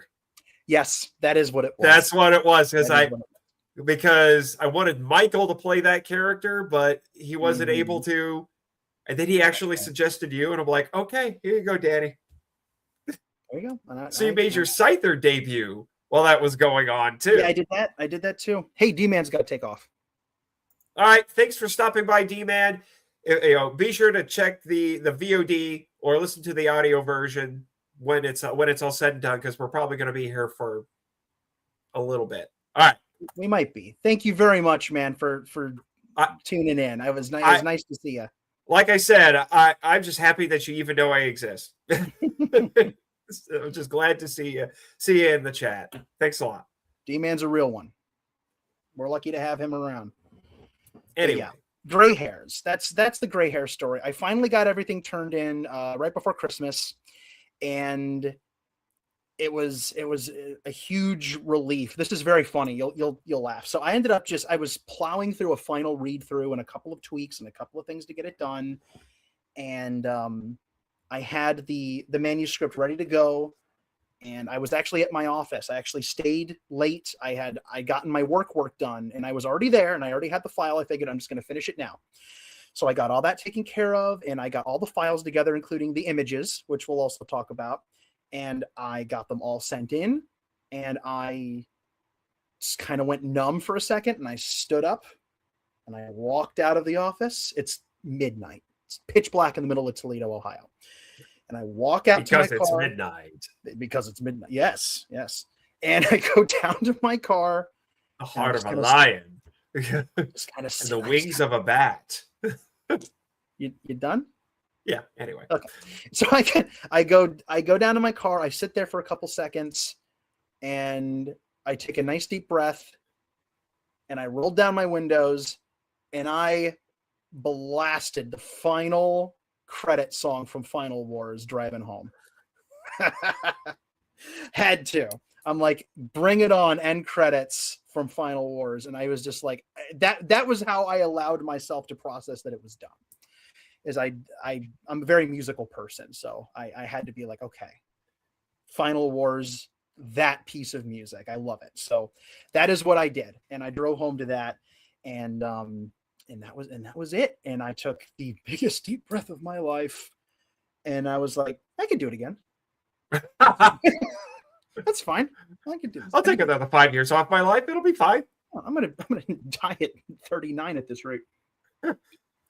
That's only in a couple of years. Yeah, we're not that far away from that. Anyway, that's that story. Wow, it's a doozy. Yeah, like I said, I mean, I knew about a lot of the stuff that was going on, but I was very concerned about you. No, I'm sorry. Sorry to scare you, man. You said things on social media that I'm like, Danny, do we need to talk?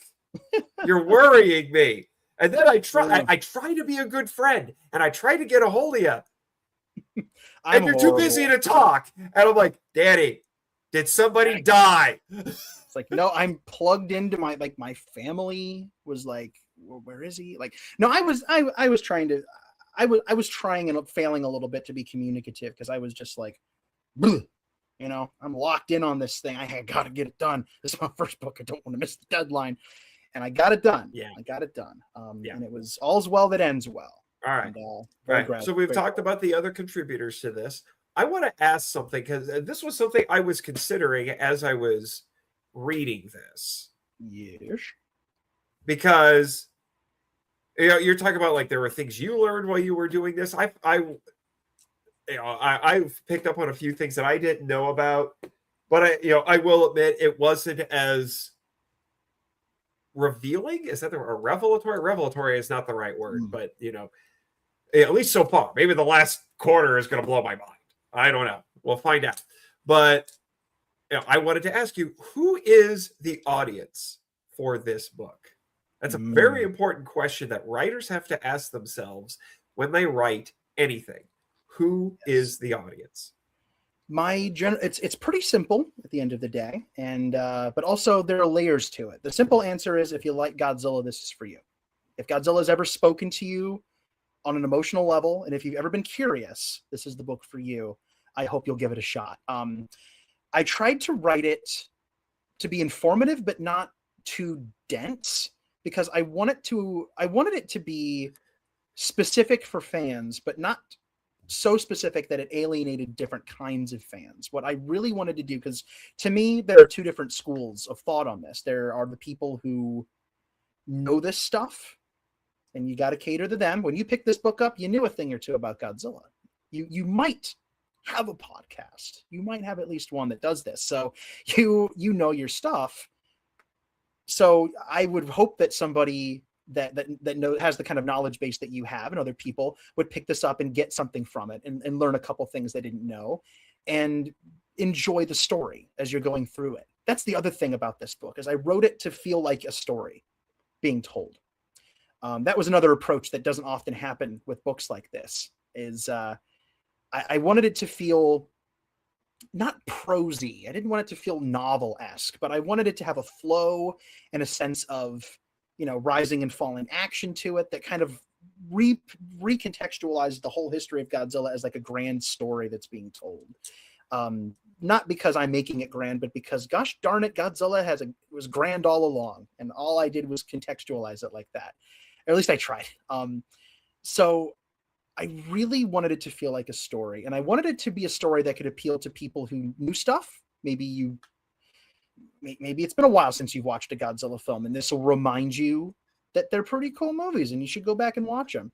And also, I think that this could be a decent starting point. I mean, I don't want to sound like big-headed about it, but I think it could be a good starting point for somebody who wants a not too dense, but still hopefully informative and easy and fun to read text gateway into learning about the franchise. So I tried to, any more than that, and it would have been veering into try to appeal to everybody, you appeal to nobody territory. And I didn't want that.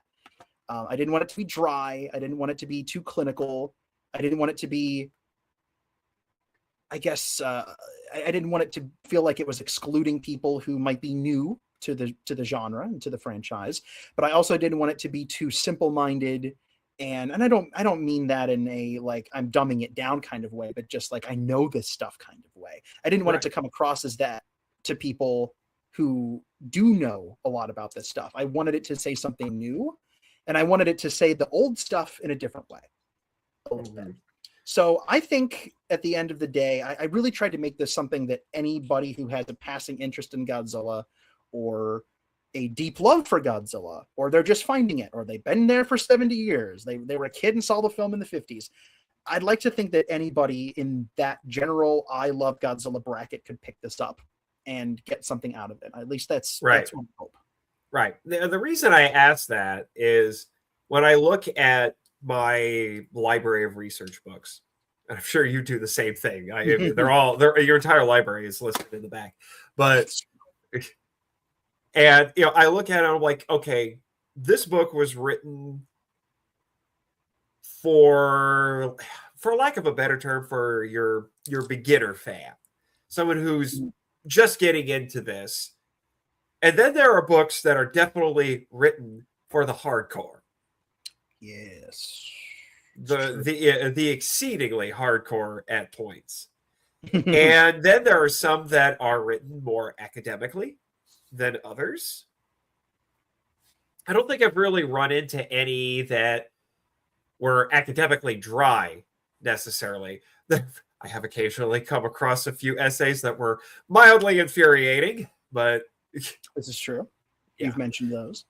Yeah, we've mentioned those. But that's why I wanted to know, because as I've been going through it, I would probably, if I had to compare it to anything, and one of them is somebody actually both of these are people that we've mentioned, but one I would say, whether you probably knew it or not, was an influence on your writing of this. I would say that this is kind of a combination of Jason Barr and David Callett. Where it's a very flattering thing to say, sir. Yeah, well, yes. Where it's academic, it's well researched, but not overly detailed to the point that it becomes overwhelming. That was my goal. I'm really happy to hear you say that, and thank you, because I didn't want it to be dense to the point of being inaccessible. Yeah, because even for somebody like us who eats this stuff up like Tic Tacs, if you don't present it to us in a palatable way, then it does kind of feel like just eating the most like dry, stale bread you've ever had in your life. Right. It might give you a little bit of nourishment. It might fill your stomach, but the actual chewing and eating process is pretty horrible. Yeah. I didn't want to make a dry unbuttered toast thing. I wanted it to feel like, I don't know. We're going to stick with food analogies. I wanted it to seem like a meal that was, delicious to eat and was maybe a little bit more filling than you thought it would be by the time you finished it. Right. You know what I mean? Right. Because honestly, the only chapter that I felt like walked the line of being kind of dense was that first one, but that's because you decided to put 1,500 years of that one history into it. That chapter was a calculated risk on my part because it's the longest chapter. It is a long chapter and it covers a lot of ground, but I really felt that it was important to do that because, again, we're talking about things that no other Godzilla books have done, at least that I've seen, and I've got pretty much all of them. I didn't want to just start in the 50s. Everybody starts in the 50s, and even starting in the 40s with the atomic bombings. That to maybe me the 30s if they bring up Kong. Maybe, Yeah. But like that to me is missing the majority of the context. This is a why book, right? If you want to talk about why is Godzilla, you can't just say H bombs and King Kong. You can't say Hiroshima, Nagasaki, and King Kong. You can't do it. You have to go further back. So that first chapter talks about the formation of, and I feel like I tried to make it as breezy as I could. It talks about, the beginnings of Japanese culture and why their art is the way it is, why they like everything that's in there is relevant to Godzilla in some way. And you might have to go back and read it again, but I tried to make sure everything that was in there touched on tokusatsu as an art form. The fact that Japan is small, and so a lot of their art was small, miniature, bonsai trees, Netsuke figurines, things like that. We talked about I mentioned no theater and kabuki and how it creates a heightened sense of reality that's not supposed to be capturing the real world. It's supposed to be creating a reality that's artistic and evocative, and you can see the strings and the fingerprints, and that's part of the culture. And that's all part of Godzilla. And then I go over to America and I talk about T-Rex for a page and a half. And that was important too, because that little fun fact about the fact that T-Rex was almost reconstructed Jurassic Park style, but in the 1900s, the early 1900s, but wasn't. And they went with the kangaroo thing instead, the Godzilla stance. That blew my mind. If history had veered off in that direction, Godzilla would not look the way he does. And I thought that was so cool. And I had to talk about Winsor McCay. Willis O'Brien, everybody, you got to do that. But nobody talks about Winsor McCay. The man made what might be the first proto-kaiju film, And there's so much interesting stuff there. And then I wanted to talk about, Japanese monster movies before Godzilla. There were more than a lot of people think there are. So I had to talk about all that. And I had to talk about World War II. And it ended up being a chapter I almost cut it in half. It is 2 chapter lengths in terms of how long the chapters are in this book. But I knew it did set a precedent. I'm like, is it all going to be like this? Is it all like this? It is the longest one, but I reasoned that instead of cutting it in half, I needed to cut chapter 1 down. This is the cut down version, I promise. And because asking the reader to not get to Godzilla until chapter 3 was too much for me. That is a big ask, to just have 2 chapters of nothing but cultural and historical setup before you get to the monster. 1 chapter is as far as I was willing to push that. It's the equivalent of reading an epic fantasy book that has a 100-page prologue. A little bit. And even then, if you do it right, I'm not going to knock books that do that, because if you write I'm just saying, like, I've heard that brought up as like this thing. It's like, it's a thing. Like on writers' podcasts, and they're like, "Oh yay, another epic fantasy book with a prologue that goes on forever." But I've read a couple that nail that first act, where it's like, here's your setup, and it feels really organic and great. But some not so much. Sometimes it's a little bit of a slog, and I didn't want any longer. In chapter 1 would have been a slog. It's dangerously close, but I am actually it's in contention for the chapter I'm happiest with and how it came out. Yeah, because there's a lot in there. Yeah, because then after that, everything felt breezier. You have to get the setup out of the Yeah, way. it felt breezier. It was almost to the point where I was like, Danny, you could put a few more details in here. It's okay. I did too. No, well, no, like in like the later chapters where you're talking about the movies, I'm like, you can talk more. It's okay. I would have loved to. And the fact, I'm going to tell you a secret. Every time you find a part like that in the book, where it's like, in another couple paragraphs of this, those paragraphs exist. They're just not in the book. Every time you find that, I guarantee release the DiManna cut. Listen, if the DiManna cut would have been 400 pages, like this would have been huge. It would have been. It would have been. Seriously, yeah. We need. You're making this even more like the Snyder cut. You realize that? It would have been 400 pages. No, of epic scholarship. Slow with entire paragraphs dedicated to the giant condor and its symbolic meaning. Listen, I originally pitched them Giant Condor the book, and they didn't take it. They didn't take it, man. And so then John tried. John, that was funny. Good old John and the April Fool's jokes. That was funny. So, oh goodness, what were we even talking about? What were we talking about? We're talking about cutting stuff out in length and dear goodness gracious. Oh, my mouse is being stupid. I was trying to go back to my questions. We'll do it live. Anyway, we'll do it live. That's on the live. We're talking about the book's audience. Yes. So I think anybody who digs Godzilla might get something out of this. Yeah, because then I said it's like I've read books that are for more, I guess you say, casual or beginner fans, and then there are other ones that are for the hardcore. I tell you what. I had a borderline out of body experience when I found out that the first review for my book was from Toho Kingdom. I about lost my mind. Full circle. It was a surreal moment. It was really, it was a very, very good, very positive, lovely review.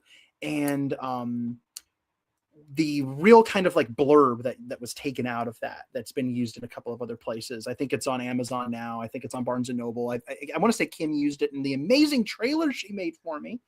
I have to brag about that. It was a beautiful trailer. Is something, and I'm gonna not quote it exactly here, but good for people who are getting into the franchise and people who are already fans. You'll learn something new. So it was something along those lines. It's like, it's good for seasoned fans and people just getting into it. And that is what I wanted. I did not want any aspect of this book to be gatekeepery in any way. I wanted anybody who thinks Godzilla is cool to pick it up and be able to get into it. And I didn't want to spook them with, long expository bits. I didn't want to disappoint people who know a lot about this stuff by being too vague. So I had to find a balance within the page limit that I was afforded. And I've had people tell me that I've done a good job with that. And that's really amazing. That really means a lot to me. And I'm glad people are enjoying it. All right. Now, I do want to get into a few of, I'm calling it like the minutia questions as I've been reading it. I'm just like, okay, I need to know, why did you make this choice? So we talked about the 1500 years and we talked about the citations and things like that. Yes. And hopefully we don't go off on too much of a tangent and record another podcast. But one of the things that you did in this, and I have seen something of a shift with this, but I think yours is the first, we'll say, official source to make this shift. Goes back to what we were a bit of what we were talking about earlier with the screenwriters. So you talk a lot about Shinichi Sekizawa, who's, both of us admire quite a bit. Well, he had a compatriot who did a lot of other Toho movies back in the Showa era. Notably things like Rodan and Matango and, weirdly enough, King Kong Escapes. Stuff like that.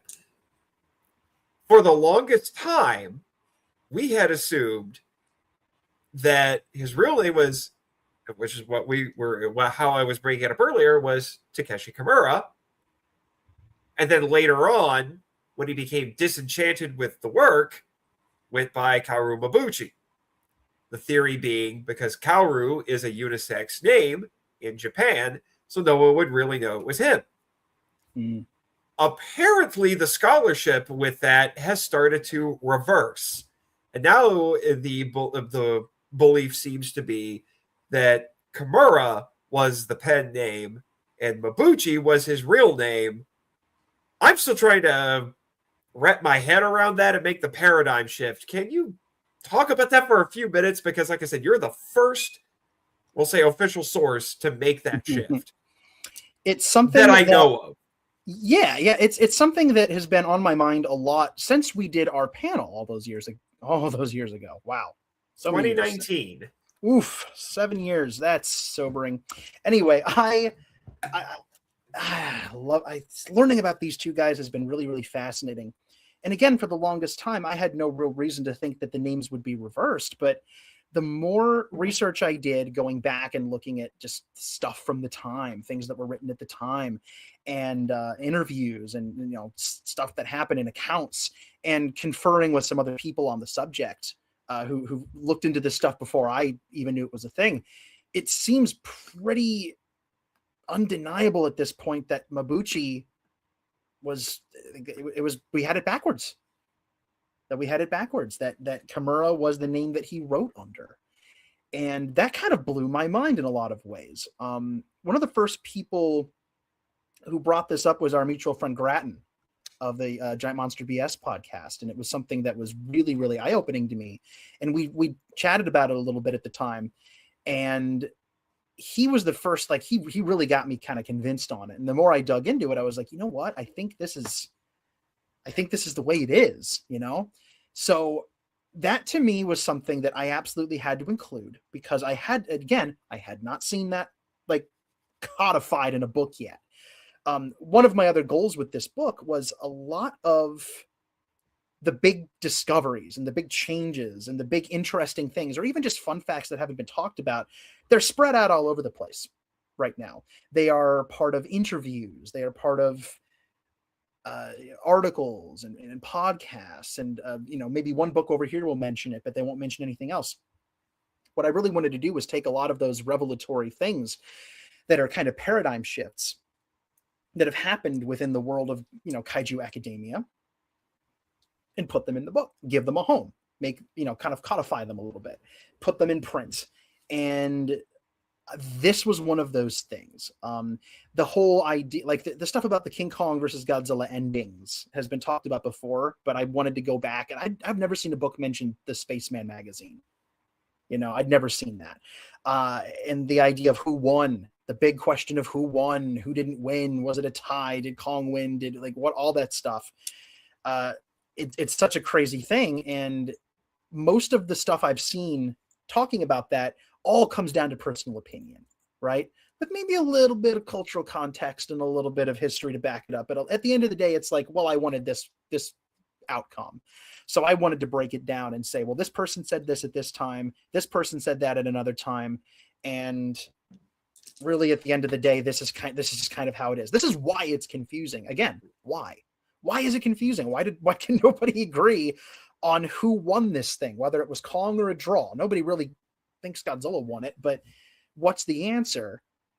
And the truth is, it's complicated. And so I wrote about it being complicated.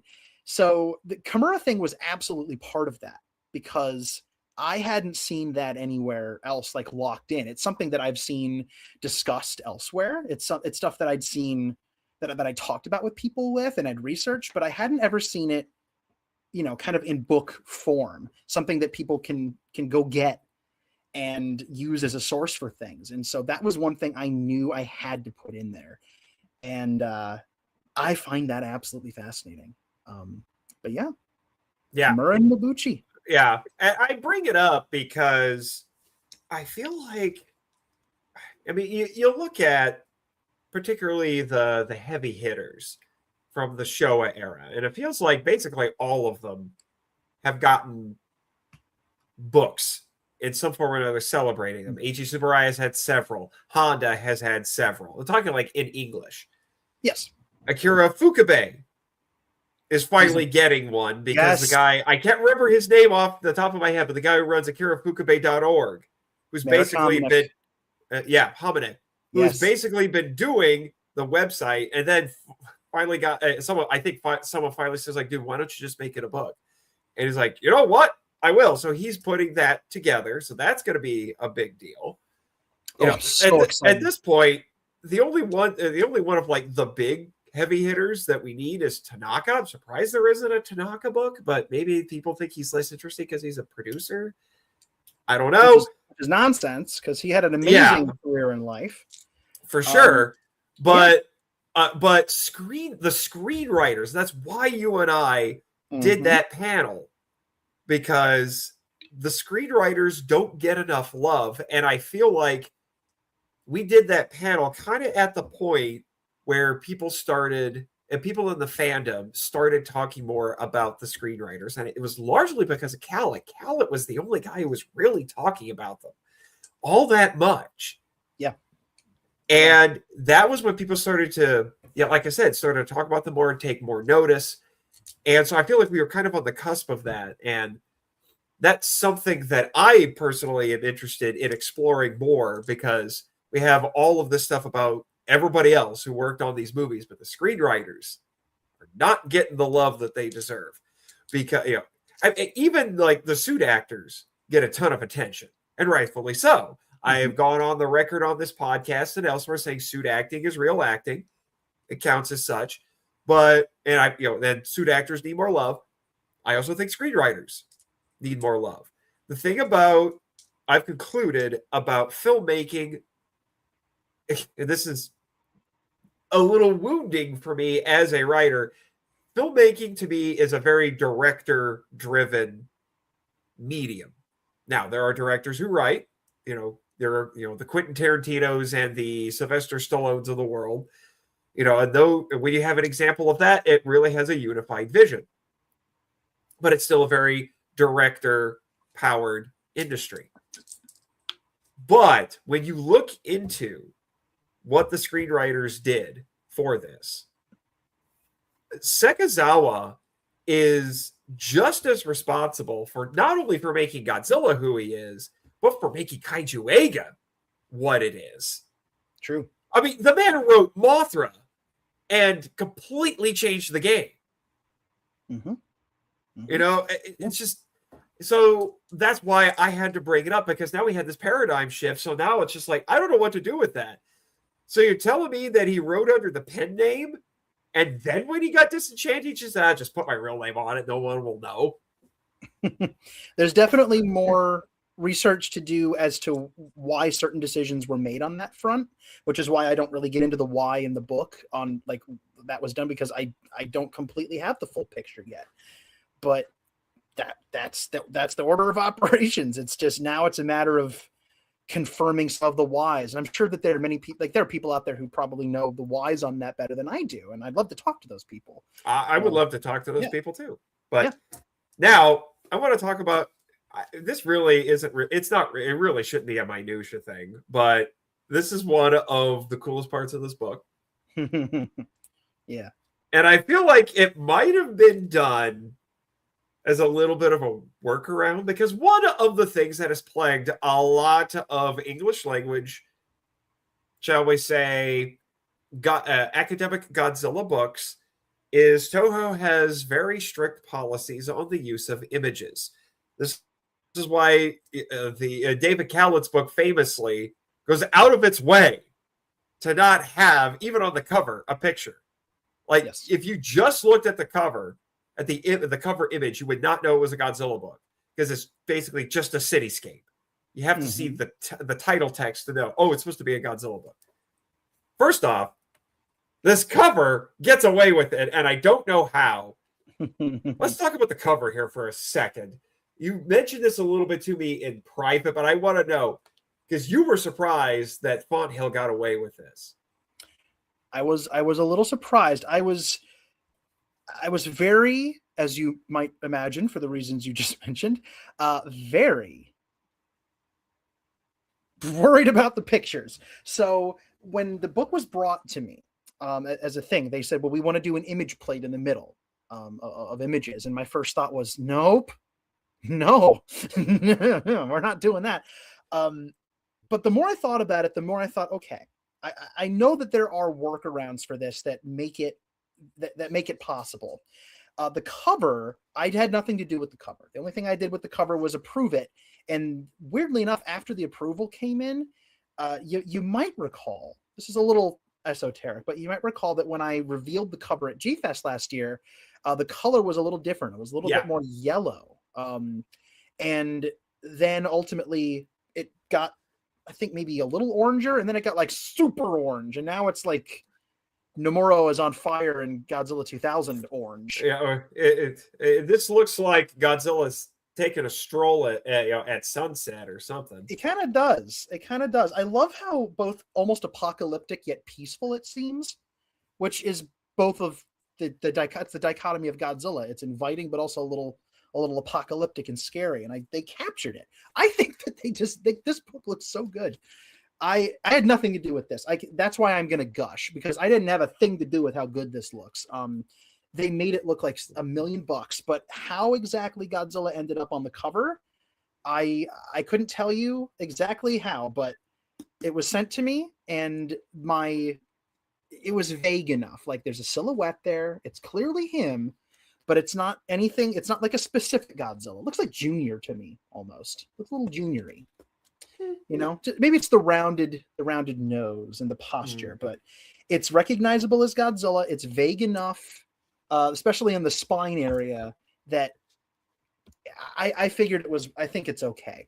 And one of the reasons that I was empowered to do that is because of how I got the images to ultimately work. So it's a little tricky, and I had to go, when I say I had to go the extra 9 yards, what I actually mean is I went 18 yards. And we'll stop here for a second because it looks like there are some comments. Oh, okay. Well, Elijah's saying, well, it's definitely Heisei. Yeah, I could tell that, because to be honest, Heisei Godzilla might be the most iconic design for Godzilla. It's very near and dear to my heart. So having him on here really felt like, again, my inner 6-year-old was very to see. Yeah. And Kim says, I really wanted to use the shot of Godzilla and Nomura in the trailer, but I didn't want Toho to send out a SWAT team. Yeah, it would have been great. But even for the trailer, we were trying to be very careful. Yeah. And that's one of the reasons the book is called G Cinema as well. I actually, here's a story for you. So I pitched the book under a couple of different potential titles. The one that I really liked was G Cinema. And I picked it because I was unique. It was interesting. 2, here's another little thing. You will not find the Godzilla films described as movies in this book. I made sure to only use the word film. Interesting. Yes, that's a little Easter egg. I will never say Godzilla movie. I only use the words film and cinema. There's an argument to be made that there's a distinction between a movie and a film. Now, I don't know if I personally buy that, but the fact that it's an idea that's out there in the world gives it power in a way. And so I wanted to try and see if it was a challenge for myself. Can I get through this whole movie without this whole book, without saying Godzilla movie? And I did. They're only ever described as films and cinema. I wanted to take it seriously. And so G Cinema. It also gets away with not using the name Godzilla, because I did not want to use the name Godzilla in the title. But I originally thought I might be able to get away with it, as there are books out there, like Dave Callett's book uses the name Godzilla, and other books that are not officially licensed do get away with it. And here's something funny. One of the original pitch idea titles that I put in for this was Godzilla: The First 70 Years. That's hilarious. This was before Stephen Ed's book was announced. That is hilarious. I pitched this, wrote it, and turned it in half a year before I knew their book existed. That is so wild to me. Yeah, so I'm glad I didn't pick that one. Yeah, that would have caused some problems. Elijah wants to comment on that. He says, in the film world, film is higher art and movie is an entertainment piece. That's the idea. That's the philosophy behind that. Is when you go get your popcorn and watch some big explosion, you're watching a movie. But when you're watching something that's a little bit more high, like I guess highbrow, a little bit more seriously minded, seriously made with intention. There's not a single Godzilla movie that's not made with intention, right? They're all made with something. And that to me is the ethos of cinema. You know, even if the intention is just to entertain school kids in the 70s, even if that's it, you know, they all have some kind of artistic intention behind them. I think any movie does. If the studio is just doing it for content, then you can be sure the people who are actually making the costumes and filming it are doing it from a place of loving the art, even if the studio doesn't see it as art. You know, it's the same reason a movie can come out now and it's is horrible as a lot of modern movies tend to be. I guarantee you the actors and the people who are involved on the ground actually putting in the work to make it are treating it as art, even if what's the final product doesn't fully translate into that. Somebody cares. Somebody has to care. Then your chapter on Godzilla 98 is going to be interesting. Okay. I think people might be a little surprised by that one because like I said, I'm not here to take dumps on the Godzilla films. I'm telling you why the movie ended up the way it did. I'm not defending it, and I'm not coming to its rescue or anything. And this is something I say in the beginning, in what's the author's note? Yeah, the author's note, where I'm not here to poop on these films, but I'm also not here to ignore like actual like flaws. I'm not here to ignore issues. And when an objective issue pops up, I explain it through the context of history. Why did it turn out like that? Was it a budget thing? Did Roland Emmerich just not care? I have 2 quotes in the book that are an interesting dichotomy from Roland Emmerich. Quote number 1 is like, oh, this dude doesn't give a crap. And then the other quote is, oh, he actually got really close to understanding part of Godzilla there. And he saw something as being important. So I put both extremes in there to paint a full picture. I'm not telling you how to feel. It's not my place to tell you how to feel about any of these movies. I'm just the facts, man. Just the facts. And I talk about how it's both a black sheep, but it was also a lot of people's introduction to Godzilla in the 90s. And that's just as valid. I'm just laying it out. And people can take from that what they want. I'm not here to change minds, but them's the facts. Right. So Elijah also had a counter to something that we were discussing. I'm going to address it and then move back into the book. 2 counters. Mothra was written by 3 different people before Sekizawa. That is the novella, not the screenplay. And the film industry is shifting to directors having to be writers as well for their career to take off. Are you talking about at the time, or are you talking about now? I'm a little confused on that. But that is the case. I've said there are a lot of directors who also write the screenplays, which is how you get a more unified vision. But typically, the screenwriter and the director are 2 different people. As for the thing about Mothra, yes, the novella, which was commissioned first, was written first by 3 different people. Go check out the Dr. Jeffrey Engel's translation of it. It's absolutely wonderful. Please go buy that. Yeah. Please. However, Sekizawa did change it a lot. And it was that screenplay, that film, that became the template for Kaiju Anga going forward. So I will not take anything away from the 3 authors of the novella. Not at all. But the novella and the movie are not the same thing. And Sekizawa puts a lot of himself into that screenplay. I'm definitely gonna throw out a plug for that book. If anybody out there has not purchased The Luminous Fairies and Mothra, translated into English by the incredible Jeffrey Engels, just one of the sweetest dudes I've ever talked to. He's so kind and so talented at what he does. Please go get that book. Support him. Support more of these things coming. He wants to do more. There are plans. Yes. So please go do that. For sure. We're talking about images. We're talking about images. Yes, that's right. Yes. So the images. Unless you have anything to add to what Elijah's talking about. Oh no, I think you both had good points. Okay. So the images ultimately. Yeah, I just want to show a few of them off. Yeah.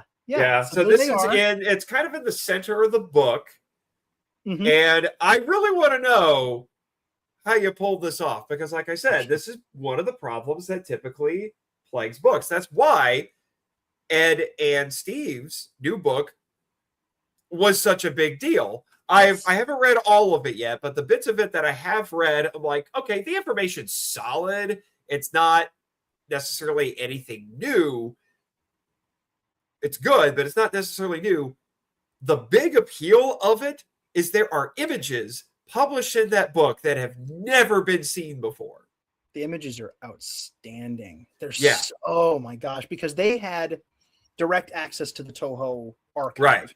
And so they got official production stills and all that stuff. Now, what they were given for that film was not marketing material, right? They were given private stuff. They were given stuff right from the horse's mouth, for lack of a better way to say it. So here's what we're talking about. Every image you see in this book, in that image plate, is a physical item in my home. Every single thing, all the lobby cards. Those are 2 lobby cards we're looking right now, specifically listeners. We're looking at 2 vintage 1965 lobby cards from the American release of Ghidra, specifically Ghidra, the 3-headed monster. And those are 2. I have those lobby. What you're looking at are scans. Yes. Okay. So manga cover for Ebra Horror of the Deep, and a map of Lecce Island from that film. Those are all things I own. Posters, the VHS cover for Destroy All Monsters, which is literally over my shoulder right now. That's literally the one in the book.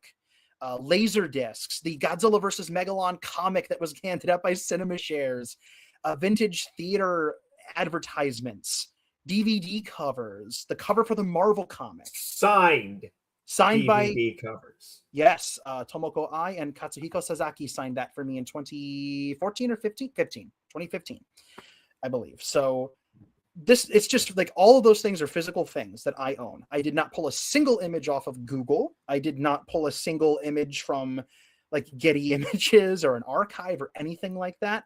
So these are all artifacts from a personal collection. Everything you're looking at, I brought to my library. Same library where this whole mess started when I was 6 years old. Those are my tapes. Yes. So a lot of my VHS tapes ended up in the book. Toy cards, the Godzilla Island image that you're looking at there is the back of a Mothra, a Bandai toy card. A ticket to see Godzilla 1998 for free. There is, and I think you might have, I think you went past it. There's an animation cell of Godzuki in there from my collection. From the 1970s Hanna-Barbera series. There he is. A lot of those posters you're seeing, you're either looking at actual full-size posters from my poster collection or files that I got in Japan, clear files that have the poster artwork on them that I was able to duplicate. I just now noticed that the Godzilla vs. Biollante VHS still has a price tag. Yes, it still has the shrink wrap on it. So the price tag is on there. It's this one right here, right over my noggin. All those tapes are these ones right here. And those were my Heisei representations. I had to get each film represented in some way. Right. And so I did that. Like the physical media covers in particular were amusing for me because of like, oh, I have that, or I once had that. Yes. Because unfortunately, and there's been points where I've kind of regretted it a little bit. I was a bit of a practical collector, as I like to say, and once I upgraded, I parted with the older editions, and there were a couple of times, like I said, I regretted that and remedied that, especially once I busted my butt trying to get the Godzilla versus the Smog Monster VHS. Yes. Oh, look, it got put out on DVD and now it's on Blu-ray. Well, I guess I don't need this VHS anymore. It doesn't have the superior AIP dub where the song is dubbed. Crap! Did you have the VHS again? Did you have this one? No. Then surely you had this one. Yep. There it is. There were only 2. There were only ever 2, and these are the 2. They're very rare, but I do have them. And for Hedera is very special to me. I adore that film with every fiber of my being. And I actually wanted to do something really special. I'm mumbling. I wanted to do something very special for that. So Hedera's representation in the book is a Smog Monster AIP press kit cover that has that beautiful artwork on it. The full press kit is wild. It's got some crazy stuff in it. And there it is down there at the bottom. It's big and magnificent in real life, and it's a beautiful book. It's so good. And I wanted to get that art on there, and I wanted to get like the name Smog Monster in there too, specifically because I just love that name. So yeah, the images were interesting. So there is precedent for this. This is something that I believe a lot of Font Hill books have done before, just based on having purchased some and looked at them. And it's something that books like the Godzilla FAQ have done, where the images are from a private collection. They're a personal collection. They are items that you can go buy, or they are promotional items. All the posters, I want to say probably about a third of the posters are real ones. A lot of the older ones are replicas that I purchased over the years. A lot of them came from a big box that I bought at a convention that had replica Showa era posters, and they're just beautiful. And I knew I had to get them in there to get the artwork represented in some way. And some of them are very unique. I tried to put posters in that some people might not recognize. And it was quite a journey. And so everything you're seeing, this one I didn't recognize. Which one? The GMK one? The GMK. That is the album cover. That is the Yep. Mondo album cover. Mondo or Waxwork? I don't remember which, but that is artwork from that. So Mondo. There you go. Okay. So everything you're seeing, because it's from a private collection and it's all basically like merchandise or marketing material, it's fair use. Like I said, I didn't pull none of them are production stills. Like I could not use a single production still because production stills are from the studio and you can't do that. So the closest I got were a couple of press photos that were released. The one of the 54 Godzilla that's in there. And then there's another press photo I have from Godzilla versus the Thing. And they're black and white photos from the set, but they were given out as press kits, right? Those are physical things that, yeah, there you go. That beautiful picture, which makes me think of the Ian Thorne book every time I see it from the 70s, because that was there. And there's the image from Godzilla versus the Thing. And oh my gosh, it was really an amazing kind of loophole in a way. And thus far, I have not been sued into oblivion. I tried to make sure I did my research on how to do this, legally, not just because I'm scared, but because I have respect for Toho's copyright on this stuff, and I would never want to infringe on it. So, like Plus, I said, their lawyers are scary. Lawyers are scary. You know what's scary is their lawyers are scary. Yeah, they are scary. I don't want to mess with them. And what's even scarier than that is paying for my own lawyer. Like, I don't have lawyer money. This Godzilla 98 ticket thing is of particular interest to me because I also have this. You do? Okay. I do because obviously you didn't go see the movie during its first theatrical run. I did, and I did get my hands on this, and I'm curious to hear what condition yours is in, because one of the things that it came with was a film cell. I have my film cell. I have my film cell too, but time has not been kind to it. Oh dear. Yeah, the problem with the film cells, at least for me, and if anybody can tell me what I'm doing wrong, if I'm doing something wrong, please tell me. I can't scan those. The light doesn't shine through right. It just looks like a big black box. So I don't know how to scan those and make them work. If there's a way to capture a film cell image as a scan that you can then save as a JPEG and put into a book, I'd love to know. I know I could just Google it. I don't know why I didn't just Google it. I'm sure there's a way to do it. But if anybody out there knows, let's have a conversation, because I was going to say at some point I'd have to go digging for it. But yeah, time has not been kind to the film cell, and it's not like I was getting it out constantly and leaving it out. It's basically been in storage for years, anytime I pull it out, it seems like another bit of the image is just getting eroded away Oh, that's by the fingers of time. And yeah. maybe I don't know. Maybe I just wasn't looking at it right. But I would get out and I look at it as like that looks vaguely like a giant iguana. That's funny. I actually just recently came into possession of some film cells from Japan from Gamera 2. And I have been trying to find a way to preserve it in some way. Like, I mean, I could hold it up to the light and take a picture, and I'll probably do that, but I want to try to like scan it because I've been trying to do, pardon me, I've been trying to do some archival work to kind of preserve some of this stuff. One of my next big projects is going to be digitally archiving all of my VHS tapes in some way, front, back, top, bottom, the actual tape label, all of it. I'm going to archive all of it and just have it all digitally in some way. Preserve all those crazy synopses that make no sense, and talk about your next book is going to be a Godzilla VHS like photo book. That is a plan with a giant chapter on the many tapes of Godzilla versus Megalon. The Strange Case of Godzilla versus Megalon will have its own thing. That is a plan. I have no immediate plans to like just do it next week, but a goal of mine is to archive all of these, kind of like what Sean Lincolnbeck did with his poster book, but to do it for home video releases. Yeah, I think that would be wonderful. I got to tell you, this is completely off topic, but the best back cover copy for anything kaiju or kaiju adjacent I have ever seen is for the Warder Archive edition of The Last Dinosaur. Whatever intern wrote that, I would say give him a raise, but if he's an intern, it's like, no, Warner Brothers, you hire him right now, because that back cover copy was brilliant. It was. I am familiar with that, and it's amazing.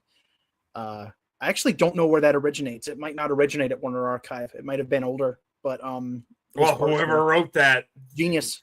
Yeah, genius. He deserves a prize. I'm just saying, go out, because that if you find the listing on Amazon, that is what it says in the product description, so you can find it there, so you don't have to buy it, or you can listen to. I've recorded a solo episode because it was a Patreon pick for The Last Dinosaur, and I'm like, this is so good, I'm just going to read it on the air. Just like, oh yeah, here's your synopsis. It's like, you want a synopsis, kaiju lovers? Here you go, and I just read the back cover. Yeah, it's pretty great. It's pretty great. It was brilliant. There is an art to back cover copy. There is, and I feel like people don't appreciate it. They don't, because it's very disposable. It's back when you and I were but youngsters, before there was no internet movie database. This is all we had, man. Right here, this is it. The back cover copy of a VHS tape or a DVD or a book or anything. That's all we had, and this was your Friday night. This was supposed to sell you on it and make you part with your money at a Suncoast Video or a Blockbuster. If you were going to rent it, you had to sell somebody on this. So it's very important, and you can't be too crazy with it. Well, and what's really funny is I remember there would be those rare instances where I would find a VHS tape and there was no back cover copy. It would just be pictures on the back, because they're like, oh, you know what it is. You picked this up because you know what it is. Yes. The first one that comes to mind was Batman 89. Yes. There's not even Batman 89 has no copy on the back. Nope. You find that VHS, it's just, and it's that minimalist poster that's just the Batman logo, and then you pick it up and you look on the back, and it's just a few screenshots from the movie. No text. Yes. It's like the thing that was just like, we know why you got this. Because it's Batman. Because it's Michael Keaton and it's Batman. It's Batman. That's good stuff. Maybe the next we don't need to tell you anything about this movie. You know what it is. Oh yeah. I think that's about all I have to say on the images. Yeah, it was great that stuff. I answers your was wondering, question. you must have a very large scanner. That's all I have to say. I went to my local library and used their scanner. And it's a pretty decent. So one little bit of inside baseball before we can move on. We're sitting at 3 hours. Is when you see some of the larger images in there, like the posters. I think the largest poster I scanned was like a full 17 by 20 something. It was big, so I had to scan it in chunks, and then I had to digitally stitch it together into one picture. So if you look at the big images, like the Godzilla poster that's like right there at the front, or the Son of Godzilla poster, things like that, what you're looking at is about 8 scans that I stitched together. And what's kind of ridiculous, and this is going to make me look a little incompetent, but what else is new? I don't have Photoshop. I don't have any kind of image editing software. So I literally just saved them all as JPEGs and put them all in a Word document and scooched them together until they were one picture. And then I just saved each one and grouped them into one image, rotated it, cleaned it up, and saved it again as a JPEG, and it was done. I didn't need Photoshop. Sir, get thyself a Canva account. I don't make Canva money. I'm a marketing company. No, you can get Canva for free. I know I can. I don't have Photoshop money. Canva, I've used Canva before, and it's good. I love Canva. Yeah, it's very. I have switched to Canva for the last like couple seasons of the podcast, and I'm like, oh my gosh, this is so much better. I've been annoyed with how esoteric and needlessly obtuse Adobe programs have become. Yeah, there's a lot going on there. But that's a rant for another day. It is. Yeah. But yeah, I think that is honestly one of the best things about this is this middle section. And it's in color, as you've been seeing too, which is another thing that I've really appreciated. And that you got a representation of every movie in here. I think, did you get the anime trilogy in here? There's one image in there for the anime. Yeah, right here. One image. Okay. With Godzilla Earth. Yeah, so you got them all in there. You got Singular Point and all that. Yep. Everything that exists. It's technically up to date because that's the latest Godzilla film at the moment. Yes, that was the other thing. That's one of the things I pitched this to the publisher on, because even though it was offered to me, I did have to put together a formal pitch. And one thing that I put in there was, this is going to be up to date. This is going to have all the stuff that's been released. I'm going to talk about the TV shows. I'm going to talk about all the stuff that I can possibly fit in there. And it's going to be as up to date as possible. And as of right now, it is up to date. At the end of this year, no, it will not be. But I'm just saying, maybe in, I don't know, 5-10 years, pull a John and do a second edition. I would love to do that. I would love to do a second edition once there's enough material to do so. I was gonna say, do you have Monarch in there? Yes. Oh, okay. I haven't gotten that far. And it ends with a tease of like the second season. I was actually able to add that at the last minute before the book went to press, because the announcement of the spinoff happened and the dates for season 2. So I was able to kind of sneak those in at the absolute last minute to make it up to date, and put the -0 title in as well. Because when I wrote the book, we knew that there was going to be a sequel, but we didn't know what it was called. So I managed to sneak that in like just before it went to actually to print the darn thing, and I got it in there. So it's as up to date. Oh, Monarch season 2. Yeah. Well, yes. Throw your copy in the wood chipper, Elijah. It's worthless now. Worthless, I tells you. Worthless. My goodness. Paperweight. It's officially a paperweight now. Paperweight. I've been using my copy to prop up my desk because one of the legs on the desk is a little wiggly, so I just kind of eater it in there, and I don't do that. That's a lie. That's a complete lie. Don't worry. I would not do that. I was gonna say, why would you abuse your own book like that? I would never do that. I'm like super careful with my books. Like, I was gonna say, I'm more likely to believe that you're gonna be like, I love you, G Cinema. I think you're gonna cuddle with it when you go to bed. I don't. I mean, are you cuddling with your copy? I did. Okay, I'm leaving. This interview's over. Good Lord. Danny is a book abuser confirmed. I slander, sir. I don't even like. I read my books like it's like I don't even like cracking the spines. I'm like weirdly anal with my books. Like I don't know, man. Like this one is like this is my copy. I'm just kind of carrying around, right? So this one's gonna get a little beat up, and that's okay. But I don't crease my covers. I don't like. I'm very careful. Like weirdly careful with my books. So Right. I don't know. This one. Well, this one will you get better- a little bit of. You better bring a Sharpie with you to G-Fest in a few months. Okay. One little story before we move on. So I was going to say, because I'm going to be asking for a signature, and there's probably I will start a betting pool. I will start a betting pool with all of our friends. All right, guys, how many signatures do you think Danny's going to give out for his book at G-Fest? Oh my gosh. For the entire weekend.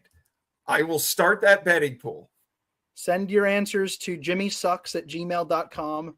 That is not his email. That is not his email. That is not his email. It's actually a little bit more profane, and I edited it. Yes. So, this is a family show. 11 billion says 11 billion signatures. 11 I'm sorry, Mr. Reeve. That's not a real number. Yeah, I mean, maybe we'll break a record and 11 billion will be canonized because of 16. 16. That's a low ball, and you know it. I would be thrilled with 16. I'm not willing to go triple digit, but I'm thinking triple digit. I'm not willing to go triple digit, but okay. I'm thinking, you're not willing. Okay. I'm thinking minimum 30. Minimum 30. So I've signed a couple so far. I signed one that I just talk about GFast, but no, I know, but like just recently I've signed a couple for family members, and then one friend who I met for dinner the other night, and she brought a Sharpie. And no, Elijah, no. I'm not putting that on the screen. I refuse. It's for the best. That meme is dead. No. I mean, he could have added 2 to it, and it could have also been bad, but we're not going to. Yeah, that would have also been bad, but at least I could have quoted a classic 90s movie. You'll never know, listeners. You'll never know. It's lost to history. You'll never know. So, Les shrug. Yeah, Elijah's harassing us right now, and I'm here for it. So, the other night he's trolling us like he is. like the Pacific Rim sequel, like Uprising. Ouch.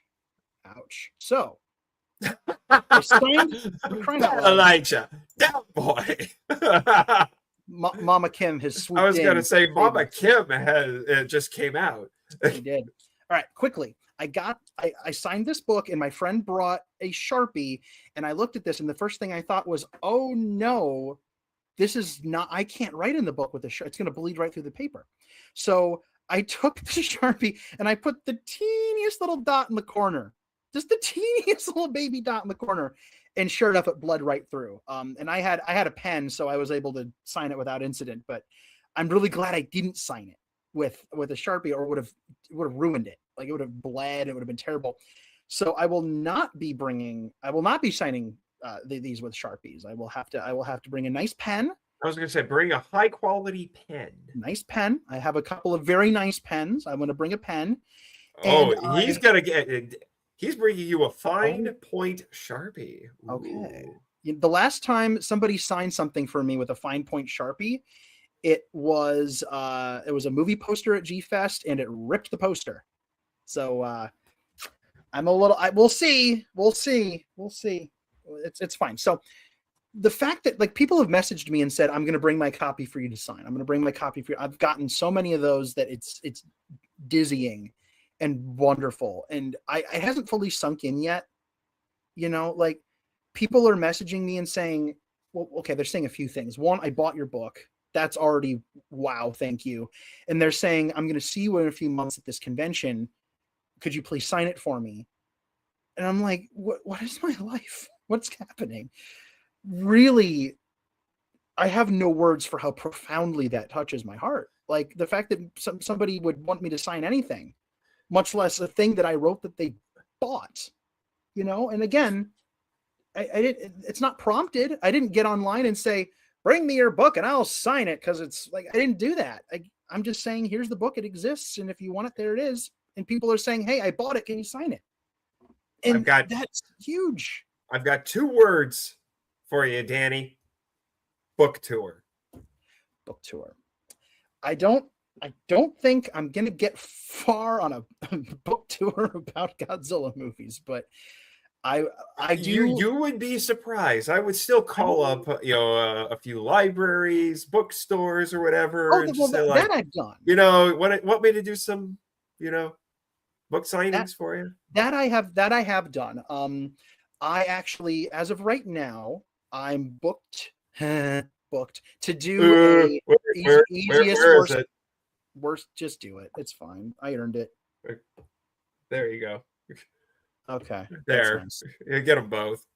I'll take both. Yeah. So I have an in right now at a local comic shop. I'm going to be doing a signing in August, which is really, really cool. There are 2 or 3 local bookstores around me that I'm going to be inquiring about. And a few of them have, like, my friends have called them because they know the owners, and they're like, I know a local author. And it's really flattering. And just the other day that happened, and it was Barnes and Flip Flap and Noble. I have an email and a phone number to call my local Barnes and Noble and set up a book signing. And the words coming out of my mouth right now, Marchan, I can't believe it. I really can't believe it. And Barnes & Noble has to actually get it in stock first, though. So here's that story, because I did promise it briefly. Yeah. So multiple people have gone into multiple Barnes & Nobles around the country and have reached out to me, people I don't know, friends, and they have said it's not like we can't get it. Either we pre-ordered it from Barnes & Noble and we haven't gotten our copies yet, or we went and looked on the shelves and it's not there. And I did a little digging. I asked a few people, and I actually went to my local Barnes & Noble and did a little digging. So they're sold out online. And the answer that was communicated to a friend of mine that was then told to me was the book has been popular and is selling out online. And because there's no stock online, they're not shipping people's orders out until they get more stock from Great Britain. So they have to restock. And until then, it's not going up on shelves. But I did confirm that my local store, and this was through somebody else telling me, I didn't ask about this myself, but they confirmed that my store at least is going to have 3 or 4 copies on shelves here within the next however long it takes for them to restock. So it's oh my God, it's sold out on Barnes & Noble? What? What do you mean? Relish that. There are not very many people who can say their first book sold out. No, they really, they can't. And I don't even, like, the words I'm saying right now are not computing in my brain, like, how is that real? How is that real? And then I have a friend up in Canada. This is funny. Because this touches on a very personal topic for you. So I have a friend up in Canada who ordered it off of Amazon Canada, and he couldn't get it either because it sold out there too. The only copy currently, at least as of last week, it might be different now, the only copy available through Amazon.ca.Canada was a used version for $130. Somebody scalped my book, Marchand, for $130. And the weird thing is, I've seen that for my books too. And I'm like, what are you doing? Like, I don't know how people get away with this, but like, I mean, I hope nobody buys the dang thing. It's $130. You could get 4 copies or something for that amount of money. Please don't buy that. I just, because it's happened to you. Did you think this was really that limited of a run and it's not going to go into print again? It's just like, it's very, somebody saw that it was sold out and saw an opportunity to create an artificial, like, it's rare thing, I guess. I mean, I don't know the full story, but that's my gut. That's why most people do that kind of thing and they scalp stuff. It's like they create the scarcity. A lot of people create the scarcity by going into Walmarts and filling up their toys with their carts with GXK toys and then selling them for $50, $100 a pop. But this isn't that. Like, I think somebody probably saw that it was out and then swooped in and tried to manipulate people. And I certainly hope nobody buys it. I hope so too. But I'm just thinking of, as a physical media collector, and you would know what I'm talking about here. Even if something is not officially out of print, if it's suddenly not in stock, somebody will be like, "It's out of print," and then they'll start scalping it, and then 5 minutes later, it's available on Amazon again at retail price, and it's like, you, sir, look like an idiot. It's like the Looney Tunes where the cartoon character stops mid-sentence, looks at the camera. Are you kidding, Elijah? Not as bad as... No, he's not kidding. That's real. Wow. The Sony Blu-ray is... I have a $1,200 Blu-ray set sitting on my shelf. You have a $15 to $20 Blu-ray, because nobody will ever pay that, nor should they. But no, it's. I have discovered listings on eBay with somebody attempting to sell all 4 Big Bad Beetleborg DVD sets. And I think they're either like new or new for the low price of $2,000. That's a steal. That's so low. That's like way too low. They got to hike that up. I'm thinking 5 figures. Come on. Let's bump it up a bit here. But yeah, it's the book is I think it's got there's 1 copy left on Amazon UK. They have to reorder more there. There are a couple of other spots where it's running out of stock. So it's kind of insane. So my next order of business is, before they completely goober it up, I got to go right to the publisher and get copies for G-Fest to bring. I got to do that before they're I'm toast. So I got to do that.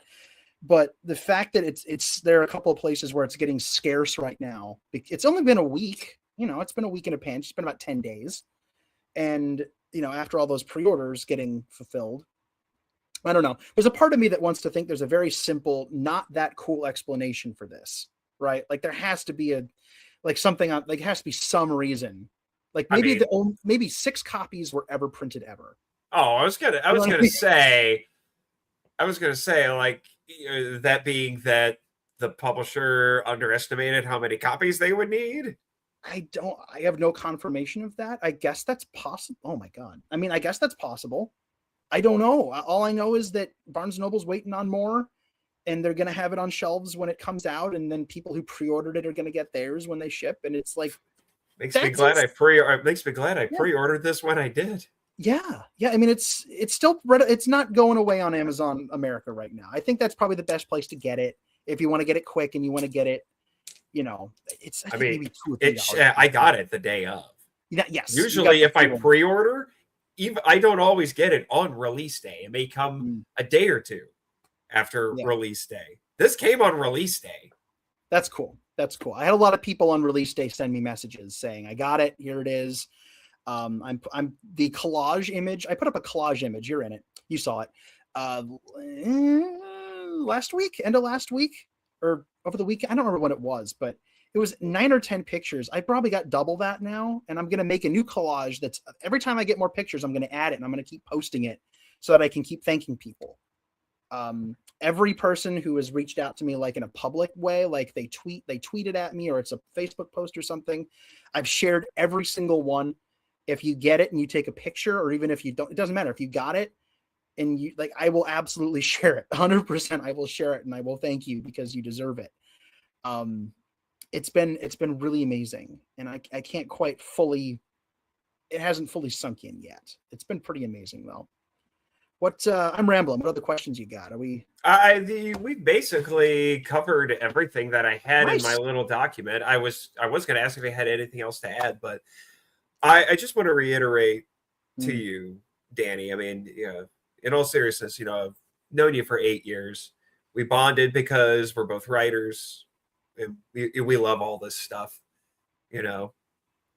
and it's been very exciting for me to see you go through the whole process of getting that first book out. reminds me a little bit of when I did it, and that's why I was reminding you. It's like, hey, really soak it up, because this is going to sound kind of pessimistic, but you won't have that again. You could publish 100 books between now and the end of your life, and you will not have this experience again. There will only ever be a first, the first time. And that has, you're very right. Thank you. And that has not been lost on me. The fact that you're only ever going to do your first book the first time, right? Like, this is, everything else from here on out will be 2, 3, 4, and so on into however long I'm lucky enough to continue doing this, and people are interested in what I have to say. And there it is. I'm so proud of you, Danny, says Kim. Thank you, Kim. Thank you, Kim. That's so sweet. I've heard like, I've had many people say that recently. Like, Dan, you did good. I'm proud of you. That means more to me than the book does. Like, like, just the people who believed in me on this stuff, that is a greater gift to me than even being able to hold a book. This is its own level of surreal right here, holding a book that you wrote. This is its own level of beauty and just and blessing and magic, whatever you want to call it. It's amazing. But I've been very, very fortunate over my journey through this stuff, whether it's my mom when I was 6 years old, or the incredible crew of people who surround me now, you and Kim and Elijah, and so many other people, too many people to mention here. I'd be rattling off so many names. These are all incredibly special people to me, and people who I never would have met if it weren't for this guy. Not the book, but the monster, right? And we've talked about this in relation to G-Fest before and other things, but the people you connect with, the souls, the human souls you get to count as part of your life beyond just the purview of having a shared interest. These are people who, are going to be in my life forever. And this was the gateway, but it helped me meet people, and it helped me, it brought special humans into my life. And whether that's, like family or friends or people I've never met online who took it upon themselves to take an interest and add this to their shelves, I can sit here and tell you thank you. And there's no way to make the words thank you sound as important as I want them to, but thank you, thank you, thank you, thank you to my friends, readers, everybody. You have given me a tremendous gift by believing in me, and your belief in me is in this book. It is woven into the fibers of this book. And I owe the people in my circle everything for this. I really, truly do. This has a lot of other people in it too, not just me. So that's my final thought on that. I'll say that. Is this the part where we play the video? I think it is. I think we can finally play that little video if we'd like to. Just give me a second here to pull it up. All right. Hopefully while you're looking at that, I'll read Elijah's comment while you're. Oh, okay. I'll put it up there if you want to address it. I was going to wait. I was like, I don't want this to buzzkill the video, but here you go. Elijah sucks dookie, but the people who are around you love what you do and believe in your. Thank you. Believe in your work. JFS is even hosting you for an interview at the convention. Yes, they are. Yes, they are. I can officially talk about that now. I was going to say we can actually say that. We can actually say that. I haven't talked about my G-Fest stuff yet, but I might as well now before we hit play. I don't even know how to say this and not like get choked up, but like I'm being interviewed at G-Fest, and it's on Friday. It's basically opening the show after I've been going to G-Fest since 2012. And I've seen so many people be interviewed at G-Fest of all different walks of fandom and, alumni from the movie, all this stuff. And I'm going to be interviewed at G-Fest. I have no words. I have none. And you are not Dookie, Elijah, nor do you suck it. That's a sentence I just said. That's a sentence. All right, let's fire this up. Well, do we want to talk about Well, we'll save that for after this because it's actually kind of relevant because this was at the writers panel. This was at the writers panel. Yeah. Last but not least, my goodness, where to start? First of all, name, that's simple. My name is Daniel DiManna. Oh my God. Bless you all. Thank you. My gosh. Among other things, I am an incredibly lucky, blessed human being to get to do what I do with writing. For 7 years now, I have been purveying over my baby, which is the Godzilla Novelization Project. I was nervous. A lovely, fun thing I get to do online. Certainly couldn't earn money off of it, but it's been a wonderful excuse to turn the Godzilla films into prose novels. But outside of that, I am very fortunate to be a professional writer in real life. I am a marketing. Gosh, I forgot how stacked that panel was last year. And outside of that, I obviously do this for fun, and then professionally, I have co-written audio commentaries. I have written some liner notes. I've written lots of articles for a few magazines. I have some essays that are going to be in some books coming up here soon, and a couple of projects I can't talk about quite yet, but one that I can. Because how long have I been doing this panel with you guys? This is like the 4th or 5th year? Yeah, 4th or 5th? I want to say 5th. I was going to say, when was the first? I can't remember. Was the first time you were on it? Was it here at the Hyatt or back at Crown Plaza? It was at Crown Plaza, so it's maybe 2022, I think. So this would be the 4th year I've done it. I think that makes sense. No, because I don't think they've been at Crown Plaza since before COVID. Well, it doesn't. I think this is my 4th writers panel. Yeah. And most of what I do is via magazines, or it's something that you hear, or it's something that you read, on your phone or on your computer. It's not physical. So I've never had anything really physically to show off here with all these great writers, with all these books. And I am incredibly happy to say that changes today, because coming up next year, I will have a book in print, and it is not just any book. It is a dream project of mine.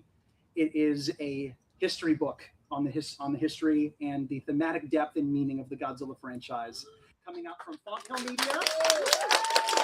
Ladies and gentlemen, V Cinema. The yellow cover. The yellow cover.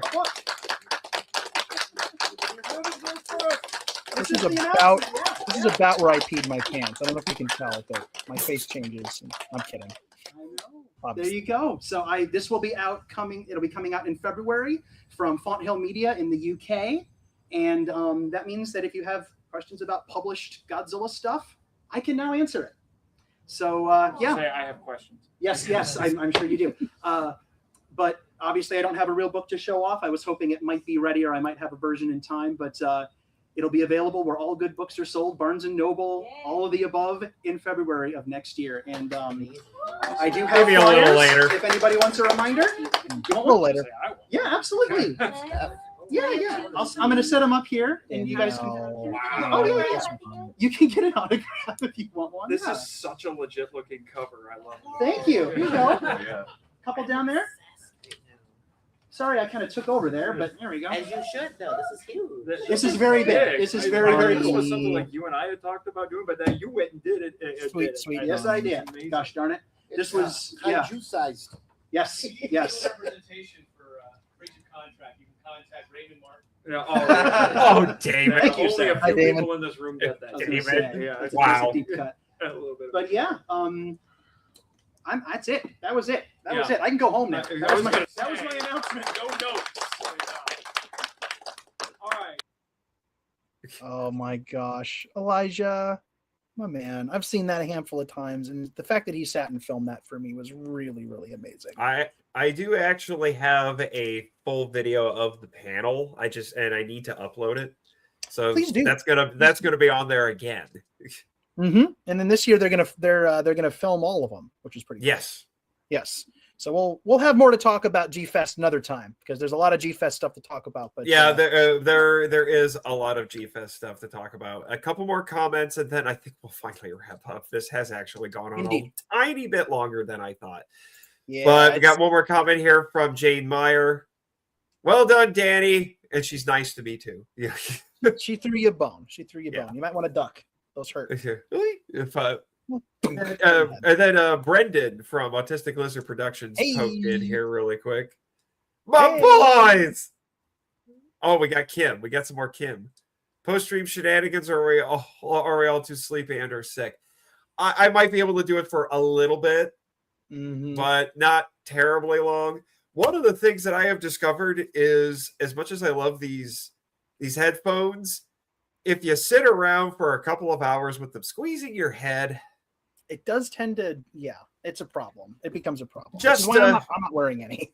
Yeah, just a tiny bit. But I would do my shameless self-promotion, but at this point, I'm just going to tell people to listen to the credits, because this isn't about me. It's about you, Danny. So what else do you want to, tell the peoples? Well, besides, I wrote a book. That might have come up a few times over the last 3.5 hours. But yes, so the most obvious thing out of the way first. So if anybody listening live, later, podcast, video, whatever, Elijah's already ahead of the game. That's funny. Once is interested in this book and would like to invite it into their homes, give it a read, all that good stuff. First of all, I thank you very, very much. And like I said, I'm not going to tell you you need it, but it would mean a lot if you got it. You can find it, it's crazy, pretty much anywhere books are sold.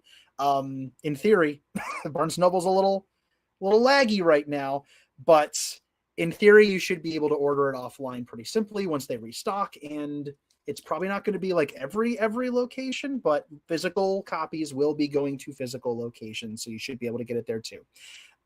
If you're a Books A Million person, you can get this at Books A Million. If you are an Amazon person only, if you and Jeff Bezos are bros, then you can get this from Amazon. You can get it from pretty much any Amazon ever. I found it on Amazon Singapore the other day. Blew my mind. Amazon Singapore. My life is crazy. There's an Amazon Singapore? That was my first reaction. Yes. I'm looking forward to purchase your book at G-Fest this year, Daniel. Thank you, Brendan. I have a copy that I will save for you, sir. I'm very excited. Walmart. It's on Walmart.com. You can get a Walmart.com. It's everywhere. Walmart. Dude, you should totally walk into a Walmart and see if you can find it. And then be like, hey, you person in the Walmart book aisle. See that? I wrote it. That's fine. I don't know. I feel like that's my baby. I gotta enjoy my incognito-ness. Like nobody knows. Unless they grab it and they turn it to the back page and they hold up a copy and they're like, hey, take the hat off. Oh, it is you. Like that. They're never okay. Danny. Yes. Nathan. Okay. Nathaniel. This is funny. I'm going to screen share this because this is funny. You of all people will get a kick out of this. So just as a bit of an experiment, I did an Amazon search for your book, and first off, I'd like to tell you it has a pre-saved search for the full title. Okay. I typed in G Cinema, and then one of the drop-down options was the full title. So I clicked on that, and the first thing that came up was your book, but look what else came up. Oh no, I'm scared. What's happening? What? Oh. Whoa. What? Whoa.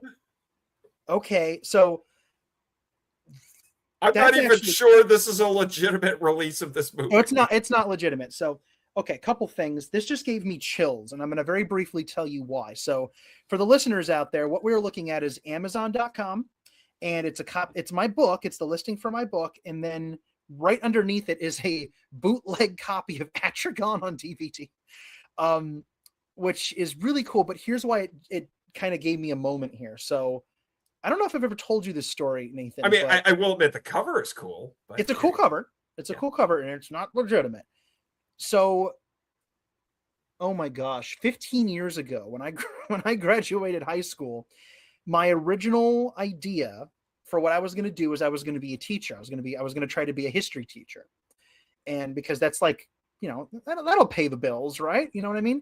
But I signed up for the major and the classes and everything. I was just a month out from starting classes, and I left the sign-up day at the college that I was going to, with a pit in my stomach, and I couldn't figure out why. I was just like, I was so unsettled, like just deeply spiritually unsettled.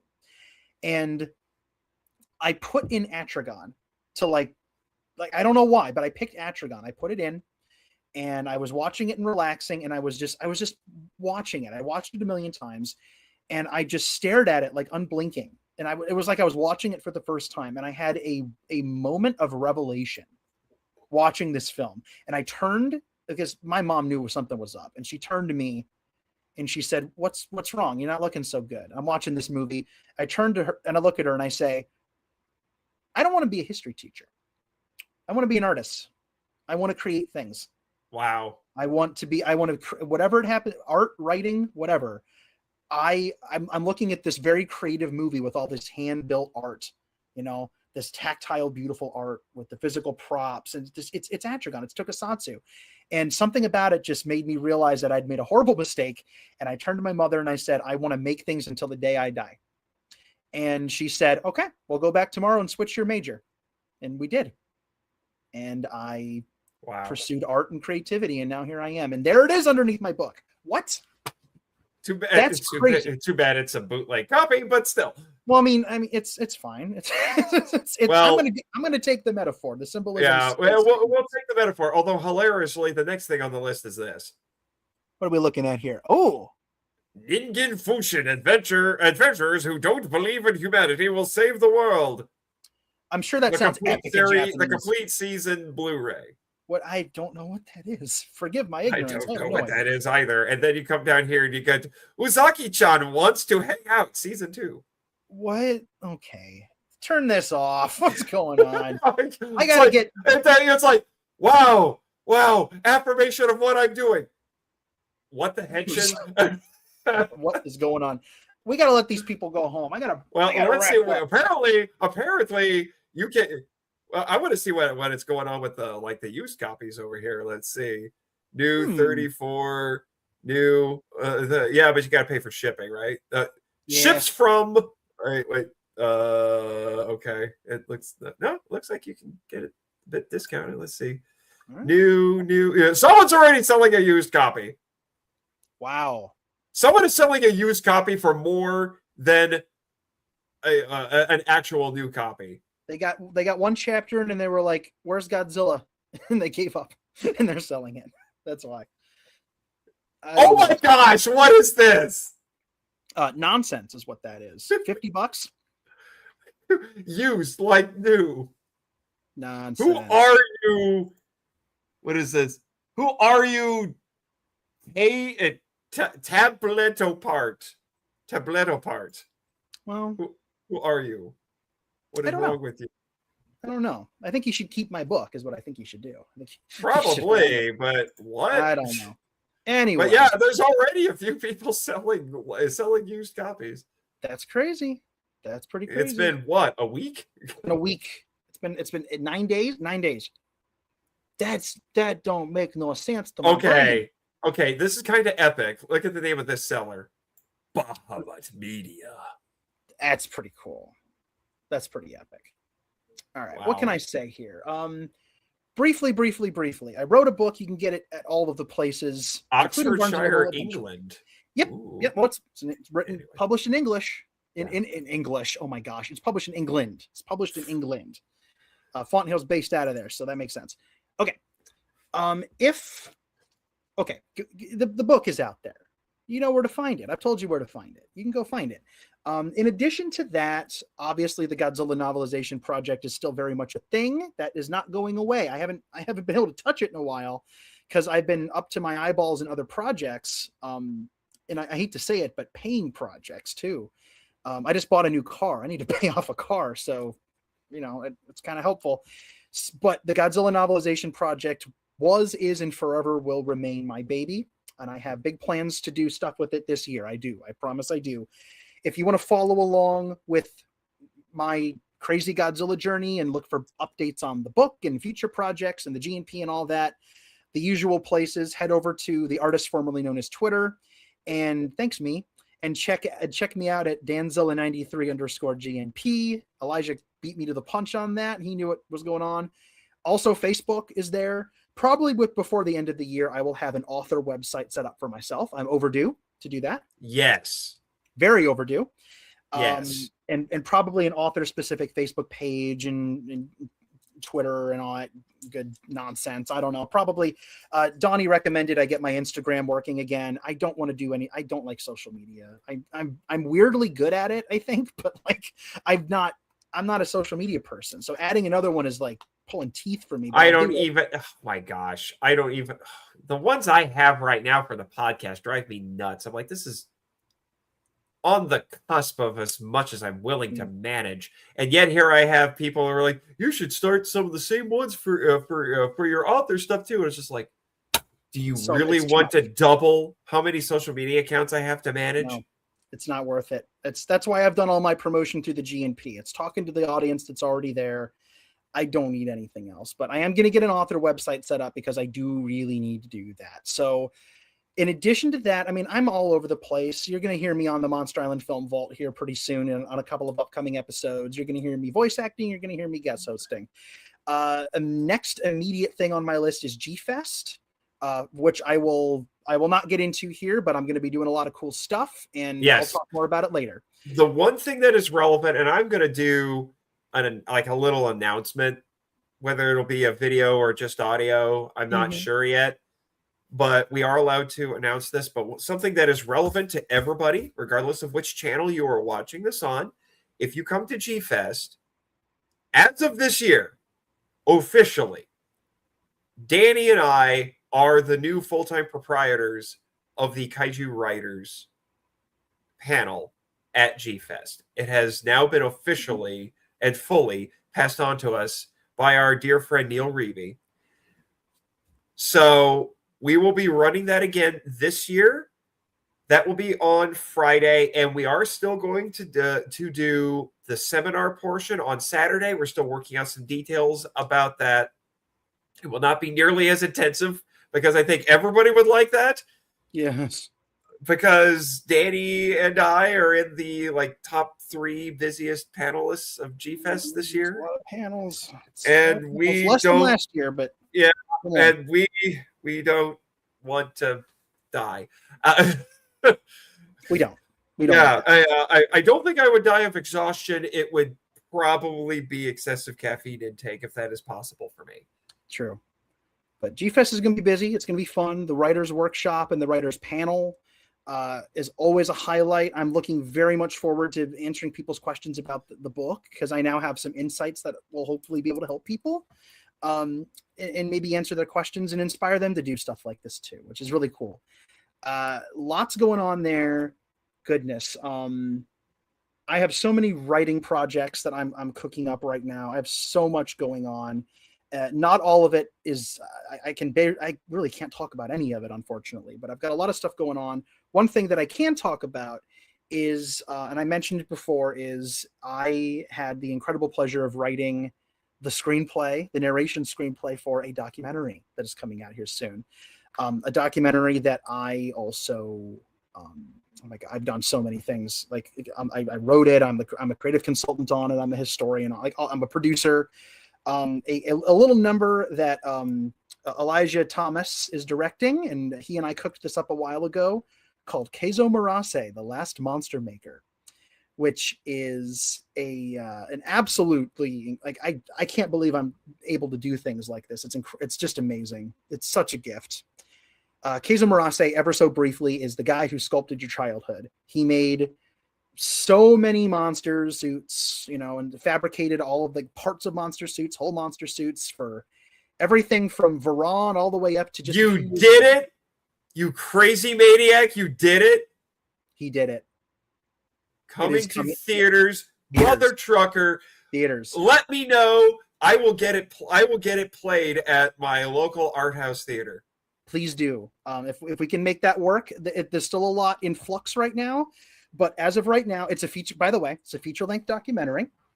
It's not like a 34-minute short. It's feature length, and it is the most and I'm not saying this in a braggadocious way, it is the most comprehensive chronicle of this man's existence from the day he was born to the day he passed away a few years ago. This is a man whose career stretches from the birth of tokusatsu to just a couple of years ago when he made Brush of the God. And it is the most exhaustive chronicle of his life ever made. I'll just knock that over. That's fine. It's absolutely amazing. The amount of material out there that we were able to gather and the people that we were able to get involved, including his family, who were generous enough to give a full blessing to this project. There's so much to talk about, too much to get into here. But this is an absolute dream project. It's our chance to pay homage to one of the a crucial pillar of why you love this stuff, right? This is the man who made the costumes. This is the guy. And he's no longer with us, unfortunately, but we wanted to pay tribute to him, and we have done so, and I hope a way that is, worthy of his memory. It is called Keizo Murase, The Last Monster Maker. Elijah Thomas is the director. I wrote it. We have a great team of people working on it, and it is going to be the co-feature on the Brush of the God Blu-ray coming out from SRS Cinema that we talked about before. So that's happening, and yes, we can't say too much, but per Elijah's comment, coming to theaters, more info later. Kind of crazy that I'll have a film I wrote and a book I wrote released in the same year. Kind of bonkers. There's Brush of the God. For the listeners, we're looking at a picture of the Blu-ray as available on the SRS website. The beautiful Bob Eggleton artwork. But that's my big extra plug right now. I'm hoping that the next time we all get together, and maybe at or after G-Fest, I'll have more cool things to talk about. Right here. But there it is. In addition, 90-minute documentary on Keizo Murase will be included in the extras. Yes. And that should be coming soon, guys. I mean, that should be coming soon. Cover by Bob Eggleton, by the way. It's beautiful artwork. It's a stunning painting. It's just amazing. And I could get lost in that painting. And you're going to get lost in the movie too. Anybody out there who hasn't had a chance to see it yet, Brush of the God is out flippin' standing. And it is the honor of a lifetime to have anything that I touched on that disc at all. It's going to be an amazing disc. To your point earlier, Nathan, it's going to be an amazing disc. I'm very excited for people to get it and to see the film and to check out the movie we made too. It's going to be cool. Well, there's so much more. Might have to do like a little live stream or something at the end where it's like, okay, guys, what's the best tokusatsu physical media release of the year? I'm fighting for Brush of the God. I think it could be. And I say that with all the humility in the world. If it turns out the way that it's shaping up, and there's no reason for it not to, this is going to be a really special release that, above all, is honoring an incredible singular figure in the history of this genre that we all love. It's going to be a tribute to him. We wanted it to be a tribute to him. So that's what we're doing. And it's going to be really cool. There's so much more I'm working on, and I could sit here forever and talk because I'm very ridiculously busy, but that's the most of it. That's the thrust of it. It's books and documentaries and conventions. Okay. One more thing. I lied. I'm going to be, if you are in Dallas or will be going to Dallas. Oh yes. I have to mention this. I mentioned J Key earlier. Toku Toy Town, YHS on Monster Island, one of the best humans maybe ever. Such a nice guy. You can attest to that, Nathan. He's going to be one of the first people I go to at G-Fest. It's like, so what do you got? Yep. Give J Key your money, everybody. Do it. He did something so generous for me. I don't even have words to talk about how much it means to me, but I will be a guest of Kaiju Go in Dallas, Texas in mid-August. I will be, I'm in Ohio, so I'm being flown in, and I'm going to be at the show on Saturday. It's a one-day special event with toys and art and film screenings, like official film screenings, sanctioned film screenings. And I'm going to be on stage introducing Ebera Horror of the Deep, aka Godzilla versus the Sea Monster. That's a bucket list thing that I was actually like, I didn't even dare put that on my bucket list. Like, who gets to do that? So to Jay Key, if you're out there listening, I've thanked you about 1 million times. I'm going to thank you again right now. Thank you for this amazing opportunity. I cannot wait to do it. If anybody's going to be traveling down there or will be in Dallas at Kaiju Go, look for me. I will have copies of the book. I would love to chat with you. And come see Ebera Horror of the Deep. And then go see Elijah, who will also be there introducing Monster Seafood Wars, which is an absolutely hysterical Minoru Kawasaki kaiju comedy. Also available from SRS Cinema on Blu-ray. Highly recommend that film. And Bob Eggleton will be there introducing Godzilla versus Hedorah, which is awesome. It's going to be a great event. And I'm pinching myself that I'm going to get to be a part of it. So that's it. That's my last thing. We got to let these poor people go to bed. We've been talking. Including us. Including us. I would also, bed is good. I like that. Yeah. And I've got, another, wait, let me see. You got some. I'm on like page 160. So I got about, 70 pages to go? Yep. Something like that. About 70 pages. Yeah, about 75 pages. Pretty busy 70 pages. Pretty busy 70 pages. Nathan, before we go, I have to thank you now. This was a really, really lovely chat. Great questions, a lot of fun stuff to talk about after having this book kind of cooped up in my brain for years and, not being able to talk about it for a long time. And now that people are actually able to read it, and you've been able to read it, it's been very nice and just really, really cool to hear people say, what they have to say about it and to ask questions, and especially writer to writer, hearing some of your insights and your questions. Very deeply appreciated. This was a lot of fun. Thank you very, very much for having me come on and not just because we're pals, but because you invited me to talk about this book, because this is really cool. And I hope you continue to enjoy reading it. I hope you do. I hope it reminds you. This will be relevant by the time you finish the book. And I won't say any more than that, but I hope that it helps remind you, because we all need it sometimes, that Godzilla is special, and loving Godzilla is special. And because he's a part of your life and you care about this stuff, you are special. That's the ethos of the book. And if you take that away from it after having read it, then I will have done my job. So thank you. You're welcome. And I think I have the best line to end this on, and I'll have you finish it, because you of all people will be able to. Maybe that's because Godzilla is inside each one of us.